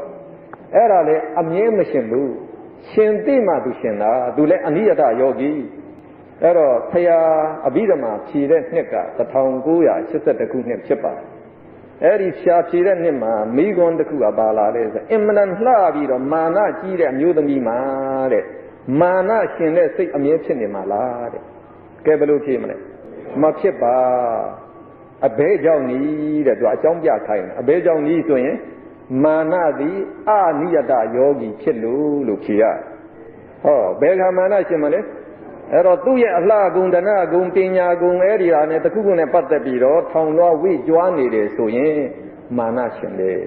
အဲ့ဒီခါဘာစိတ်ဖြစ်မှာလဲအမေတလူလာတာကိုဗျကဲဘာစိတ်ဖြစ်မှာလဲမာနရှင်တဲ့စိတ်ကဘယ်စိတ်လဲဒါပဲမာနရှင်တာဆိုတာဒီမာနကဒါပဲဒီလောဘမှုဒိဋ္ဌိကတာဝိပယုတ်စိတ်၄ပါးမှာပဲရှင်နေဒါကြောင့်မာနရှင်နေဆိုရင်ဘာစိတ်ဖြစ်ပဲလဲလောဘမှုဒိဋ္ဌိကတာဝိပယုတ်စိတ်ဖြစ်တယ်လို့ဒါလိုကြည့်ပါစိတ်နာမယ်ပြောရမှာလောဘမှုစိတ်က၈ပါးရှိတာကိုဘယ်စိတ်လဲခေါင်းကသူကတခါရဲပီတိဖြစ်ပြီးတော့သူကဝိကြွားပြီးတော့သူကသွားနေတယ်ဆိုတော့သောမနတသဟကိုဒိဋ္ဌိကတာဝိပယုတ်အသင်္ခါရိကလောဘမှုစိတ်ဖြစ်သည်ဘာစေတသိက်ရှင်မလဲဟောဒါတော့ဗောဗျာစိတ်သိပြီးစေတသိက်ရှင်တာကိုပြောရမှာအဲ့ဒါလည်းပဲစာတို့ကဘုန်းကတမ်းပြောတဲ့ပုံစံမျိုးပေါ့နော်သောမနတသဟကုဆိုဝမ်းမြောက်ရွှင်လန်းခြင်းနှင့်တကွဖြစ်သောဆိုပီတိမပါဘူးလားပီတိပါရင်ဒါပီတိထဲအိညာသမန်စေတသိက်73ပါးစလုံးရှင်တယ်ပြီးတော့လောဘမှုစိတ်တွေကအကုသိုလ်စိတ်ဆိုမောစုပ်၄ပါးမရှင်ဘူးလားမောစုပ်၄ပါးထဲ73နဲ့4ပေါင်း18လောဘမှုစိတ်ဆိုရင်လောဘပါတယ်18ဒိဋ္ဌိကတဝိပယုတ်ဆိုတော့ဒိဋ္ဌိမပါဘူးဘာပါမလဲမာနထဲဆိုရင်ဘယ်နှပါးရ19ပေါ့ဒီတိုင်းပဲနော်ဒါပဲဒီစိတ်ပဲဒီစိတ်ဆိုရင်19ပါးရတယ်ကဲရသွားပြီဗျအဲ့တော့မာနရှင်လို့19ပါးရအဲ့တော့ဒိဋ္ဌိကတဝိပယုတ်ဖြစ်တိုင်းမာနမရှင်ဘူးဆရာတို့စောစောပြောထားရဲ့ဆရာဥပမာတစ်ခုပေးအောင်မယ်ဆင်းရဲတဲ့မျိုးသားတယောက်ဈေးမှာသူကလှည့်နေတယ်တဏှာမှာတော့ဈေးဝယ်တဲ့မျိုးသမီးတယောက်ကဈေးရောက်တဲ့လူနဲ့စကားလက်ဆောင်ကြတန်ဖတ်ပလာပပေါ့ဗျာအဲ့လိုစကားလက်ဆောင်ကြတာသူ့ရဲ့ပိဿံအိတ်ကတော့ဟိုခက်လန်းလန်းမှာသူကချထားတယ်မိနေတာအဲ့တော့သူကနာကတ်သွားတော့အဲ့ဒါလေးအသာလေးလှမ်းယူလို့ရတယ်စိတ်ထဲမှာငါယူလိုက်ရင်ကောင်းမှာပဲပိဿံလိုးနေပြီဆိုဒါဆိုရင်တော့ပိဿံတော့ရပြီပေါ့ယူလိုက်ရင်ကောင်းမှာပဲဆိုတော့အဲ့ဒါကခိုးကျင်တဲ့စိတ်ပေါ့ဗျာဒါအဲ့ဒါကောင်းတဲ့စိတ်ကဝင်လာတယ်ဟာငါယူလို့ဖြစ်ပါမလားယူတယ်ဆိုရင်ဒါသူများပစ္စည်းခိုးတာပဲမိသွားရင်လည်းမသက်ပါဘူးအဲ့တော့မမိရင်လည်းပဲဒါအကုသိုလ်အလုပ်ပဲဒါမကောင်းတဲ့အလုပ်ပဲဒါသူကကံအကြောင်းသူဆင်ခြင်လိုက်တော့မယူဘူးဟာမင်းမယူမဖြစ်ဘူးဟိုမှာစားကြံပြီးယူလောဘကတိုက်တွန်းမြန်တယ်ဟာမဖြစ်ဘူးဟာဖြစ်တယ်ယူအဲ့ဒါကိုကိုတိုက်တွန်းရတဲ့သဘောပေါ့ဗျာအဲ့ဒါနဲ့သူကမယူခြင်းနဲ့ယူလိုက်တယ်အဲ့ဒါလို့ဆိုရင်သူဘာစိတ်ဖြစ်လဲအဲ့ဒီပိဿံအိတ်ယူနေတဲ့အခိုက်ပါစိတ်ဖြစ်တယ်သူများပစ္စည်းလိုချင်တဲ့လောဘကိုအတော်မတတ်နိုင်လို့ယူတယ်ဆိုတော့ဘာဖြစ်ပြီလဲလောဘမှုစိတ်ပဲကဲစိတ်နာမယ်ပါပြောသူယူတဲ့အချိန်မှာဝမ်းမြောက်ဝမ်းသာမဟုတ်ဘူးမယူခြင်းမဲ့နဲ့သူယူတယ်ဆိုတော့ဥပိ္ပခာသဟကိုဒိဋ္ဌိကတဝိပယုတ်ကကံကံအကျိုးသူဆင်ញင်မိတဲ့သဘောပါတယ်အသင်္ခါရိကလားသသင်္ခါရိကလားသသင်္ခါရိကစေကြရပြီနော်ဥပိ္ပခာသဟကိုဒိဋ္ဌိကတဝိပယုတ်သသင်္ခါရိကလောဘမှုစေဘာစီတသိရှင်ပါလဲဘုန်းကတိုင်းနဲ့သူသွားမယ်နော်ဥပိ္ပခာသဟကုတ်စဉ်ပီတိနှုတ်လိုက်ပီတိခြင်းအညသမန်စီတသိ12ပါးပေါ့ဗျာပြီးတဲ့အခါကျရင်ဇာတို့ဘုန်းကတိုင်းပဲမောစု၄ပါးထည့်ရမယ်လောဘထည့်ရမယ်ဒိဋ္ဌိကတဝိပယုတ်ဆိုတာဒိဋ္ဌိမထည့်ဘူးမာနထည့်မလားဟောသူများပိဿံအိတ်သွားနှိုက်နေတဲ့ချိန်မှာမာနထောင်သွားတာရှိရလားသူစီမှာမရှိဘူးဒါဒိဋ္ဌိကတဝိပယုတ်စိတ်ဖြစ်ပါတော့လဲပဲဒီမာနမထည့်ရဘူးနော်မထည့်ရဘူးဆိုရင်ဒီ18ပါးမရဘူးဘယ်လောက်ပဲရမလဲ18ပါးဖြစ်သွားတယ်ဒီတော့ဘုန်းကသသင်္ခါရိကစိတ်လို့ဆရာတို့ပြောတဲ့အတိုင်းခိနမိတ်တာထည့်ဖို့ရတယ်ဒီမှာအတိုင်းဆိုခိနမိတ်တာထည့်ပေးလိုက်ဒါဆို19ပါးနော်သွားပြီးတော့ရှင်းတယ်20ပေါ့ဗျာဒါတို့ခုပြောနေတာဒုဋ္ဌစိတ်ပဲနောက်ဆုံးစိတ်ပေါ့နောက်ဆုံးစိတ်ဆိုတော့ဒီကနော်18နဲ့ဒီက1နဲ့ပေါင်း19ပေါ့နော်20မရဘူးမာနညော့သွားတာကိုမာနမပါဘူးကဲ နောက်တစ်ခုလေးကြည့်အောင်နံပါတ်3ထိနာမိတာတို့သည်အာကုသလသသင်္ခါရိကစိတ်၅ပါး၌ရှင်ကြသည်ဆိုတော်လေစာမျက်နှာ89နော်ဟိုအောက်နားကနံပါတ်3ကိုကြားဖတ်နေပါတယ်ထိနာမိတာတို့သည်အာကုသလသသင်္ခါရိကစိတ်၅ပါး၌ရှင်ကြသည်ဆိုတော်လေစိတ်စေတသိက်တို့လေးလံတိုင်းပိုင်းနေသည့်အခါ၌သာတပေါင်းဤရှင်ကြတယ်စိတ်စေတသိက်တွေခကြံလန်းဆန်းနေတဲ့အခါမရှင်ဘူးအဲ့တော့သောသောကဇာတို့ထိနာမိတာသည်အာကုသိုလ်သသင်္ခါရိကစိတ်၅ပါးမှာရှင်တယ်လို့ဇာတို့ပြောထားပါတော့လေပဲတဲ့သသင်္ခါရိကစိတ်ဖြစ်တိုင်းမရှင်ပါဘူးတဲ့ခုနကခိုးတဲ့သူသူများအိတ်ကိုယူတဲ့အခါသူ့ကိုယ်သူတိုက်တွန်းရတဲ့သသင်္ခါရိကစိတ်တို့ဇာတို့ပြောတယ်ဒီစိတ်ကမထက်ဘူးနော်ဒါပြင်မဲ့သူယူတဲ့အခါမှာစိတ်လေးလံထိုင်းပိုင်းတော့ငိုက်ကြီးတဲ့အထိဖြစ်ရလားမဖြစ်ဘူးသူကဟိုလူကြည့်မှာသူကကြည့်ပြီးတော့မှယူရတာအမှန်ဖြစ်အဲ့ဒီအတွက်ထိနာမိတာမထည့်ပဲနဲ့လေကြာနော်ဒါကိုကထိနာမိတာကထည့်လိုက်ရင်မှတ်ချက်ပေါ့ထိနာမိတာဒီစိတ်လေးလံထိုင်းပိုင်းဒီမှာရှင်ပါတယ်မလေးလံမထိုင်းပိုင်းရင်မရှင်ပါဒါလိုကိုပြန်ပြီးတော့မှတ်ချက်ကလေးရေးလိုက်ပေါ့ကဲနောက်နံပါတ်4လေးကြည့်အရာကိစ္စများကိုဆောင်ရွက်သည့်အခါနာနာကရာသိနီးဖြင့်ရှင်ကြ၏ဝိရတိ၃ပါးဆိုတာသမာဝါစာသမံကမ္မန္တသမာဇီဝဖြစ်ပါတယ်သူတို့အာယုံမတူဘူးဒါကြောင့်အသီးသီးရှင်တယ်လို့ဇာတို့ပြောထားဒါကြောင့်သူတို့ရှင်ဘုံကစောစောကအိဇာမစ္စယကုက္ကုစရှင်ဘုံအတိုင်းပဲနာနာကရာသိနီးပဲပြီးတော့ဟောဒီအပ္ပမညာ2ပါးဟာလည်းပဲနာနာကရာသိနီးနဲ့ပဲရှင်ပါတယ်သူတို့ကလည်းအာယုံမတူဘူးကရုဏာကဆင်းရဲတဲ့သဘာဝအာယုယူတယ်မုဒိတာကချမ်းသာတဲ့သဘာဝအာယုယူတယ်တမဝါစာကဝစီဒုစိုက်ဒီအာယုယူတယ်သမံကမ္မန္တာကာယဒုစိုက်အာယုယူတယ်တမာဇီဝအသက်မွေးဝမ်းကြောင်းနဲ့ပတ်သက်လာလို့ဒုစိုက်ဒီရှောင်ဖို့အာယုယူတယ်ဒီ5ခုစလုံးဟာနာနာကတာသိတယ်အဲ့တော့အာယုတူရဲ့လားဒီ5ခုကမတူဘူးဆိုရင်တစ်ကြိမ်မှာတစ်ခုပဲအာယုတူနိုင်တဲ့အတွက်ဒီ5ပါးနဲ့ကတစ်ကြိမ်မှာတစ်ခုပဲရှင်နိုင်လိမ့်နော်4ခုမရှင်နိုင်ဘူးနော်ဒါကြောင့်ဒီ5ခုကဆရာတို့ကဒီမှာဝိရတိအပ္ပမညာဒီ5ပါးအဲ့တော့တစ်ကြိမ်မှာတို့ကတစ်ခုပဲရှင်လိမ့်မယ်ဥပမာဆရာတို့ပြောကြအောင်စောစောကဆရာတို့ဘုရားရှိခိုးတဲ့အခါဘာစိတ်ဖြစ်တော့မာကုသိုလ်စိတ်မဖြစ်ဘူးလားဝမ်းမြောက်ဝမ်းသာရှိခိုးနေတယ်ဆိုရင်သောမနတသဟဂုကံကံဤကျိုးဆင်ခြင်သိပြီးတော့ကိုရှိခိုးနေတယ်ဆိုရင်ညာနာသံမယုအဲ့တော့ဘယ်သူမှမတိုက်တွန်းမဲနဲ့ရှိခိုးတယ်ဆိုရင်အသင်္ကာရိကစိတ်တိုက်တွန်းလို့ရှိခိုးရင်တော့သသင်္ကာရိကစိတ်ကဲအဲ့ဒီမှာကုသိုလ်စိတ်ဖြစ်နေတဲ့အခါနော်ဆရာတို့ဘာစီတသိက်ရှင်ပါလဲသောမနတသဟဂုညာနာသံမယုအသင်္ကာရိကစိတ်နဲ့ဆရာတို့ဘုရားရှိခိုးနေဒါစိတ်ဘာစီတသိက်ရှင်ပါလဲအဲ့တော့နောက်ခုနကသောမနတသဟဂုဆိုတော့ပီတိပါတော့ဗောပီတိပါရင်အညသမံ73ပါးစလုံးရှင်တယ်ပြီးတော့ဒီသောမနစေတသိက်ဒီမှာသောမနသာရဏစေတသိက်19ပါးကတော့ပင်တိုင်းအမြဲတမ်းရှင်တယ်အဲ့တော့ဒီက73ရဲ့ဒီ19ရဲ့ပေါင်းလိုက်32ကြပြီးရင်ဒီဝိရတိရှင်မလားဖယားရှိခိုးနေတဲ့အခါဆိုဖယားအာယုံပဲယူနေတယ်ဒါလို့ဆိုရင်ဒီအာယုံကြီးယူရလားတခုမှမယူဘူးဒါကြောင့်အဲဒီဝိရတိလည်းမရှင်ဘူးအပ္ပမညာလည်းမရှင်ဘူးကံကံဤကျိုးဆင်ခြင်သိနေတော့ညာနာသံမယုတ်တော့ပညာရှင်လေဒီက19ဒီကပညာနဲ့ပေါင်း20ပေါ့ဗျာဒီက73နဲ့ပေါင်းရင်33ပဲရှင်လေ38မရနော်ဒီ5ပါးမရှင်ပဲကို5ပါးညော့သွားရင်33အဲ့တော့ဆရာတို့ကုသိုလ်စိတ်နဲ့နော်ခေါင်းကကုသိုလ်စိတ်ဖြစ်နေတဲ့အခါစေတသိက်ပုံမှန်33လုံးရှင်တယ်ဗျာမနှဲဘူးနော်ဒီစိတ်တစ်လုံးထဲမှာဒါစေတသိက်က33လုံးတောင်ရှင်သွားတာဗျာဟုတ်ပြီကဲဆရာတို့နောက်တစ်ခုစဉ်းစားနော်ဒီကလေးမလေးတယောက်အမေပိုက်ဆံအိတ်ထဲကသူကငွေ9ကျပ်ယူလိုက်အမေကငွေစစ်လိုက်တော့ဟဲ့သမီးအမေအိတ်ကပိုက်ဆံယူလိုက်သေးလားအဲ့ဒီကသမီးကလိန်ကြောဖို့မကြုံဘူးလားအဲ့တော့မလိန်မဲနဲ့အမေကိုကြောက်ပြီးတော့အမေလိန်နာသိသွားအမေပူရိုက်မှကြောက်လို့သူကဟုတ်ကဲ့အမေကျမယူလိုက်ပါတယ်လို့ပြောရင်အဲ့ဒီခါဘာစိတ်ဖြစ်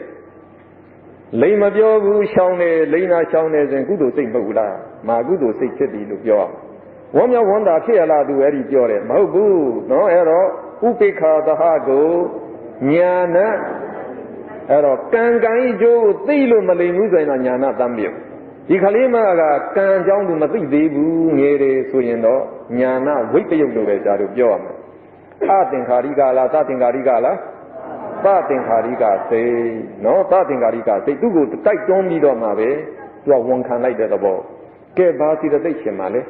ဥပိ္ပခာသာကိုပီတိကျင်ပေါ့ဗျာပီတိကျင်ပေါ့ပီတိကျင်အညသမန်စီတသိက်12ပါးပြီးတော့သောမနာစီတသိက်က19ပါးလာမှာပဲ7နဲ့19ပေါင်း31ရပြီ31ရပြီတော့ဟောဝိရတိချဲကဘာထက်မလဲသမာဝါစာမထက်ဘူးလားနော်လိန်ပြောတယ်ဆိုရင်သမာဝါစာထက်တယ်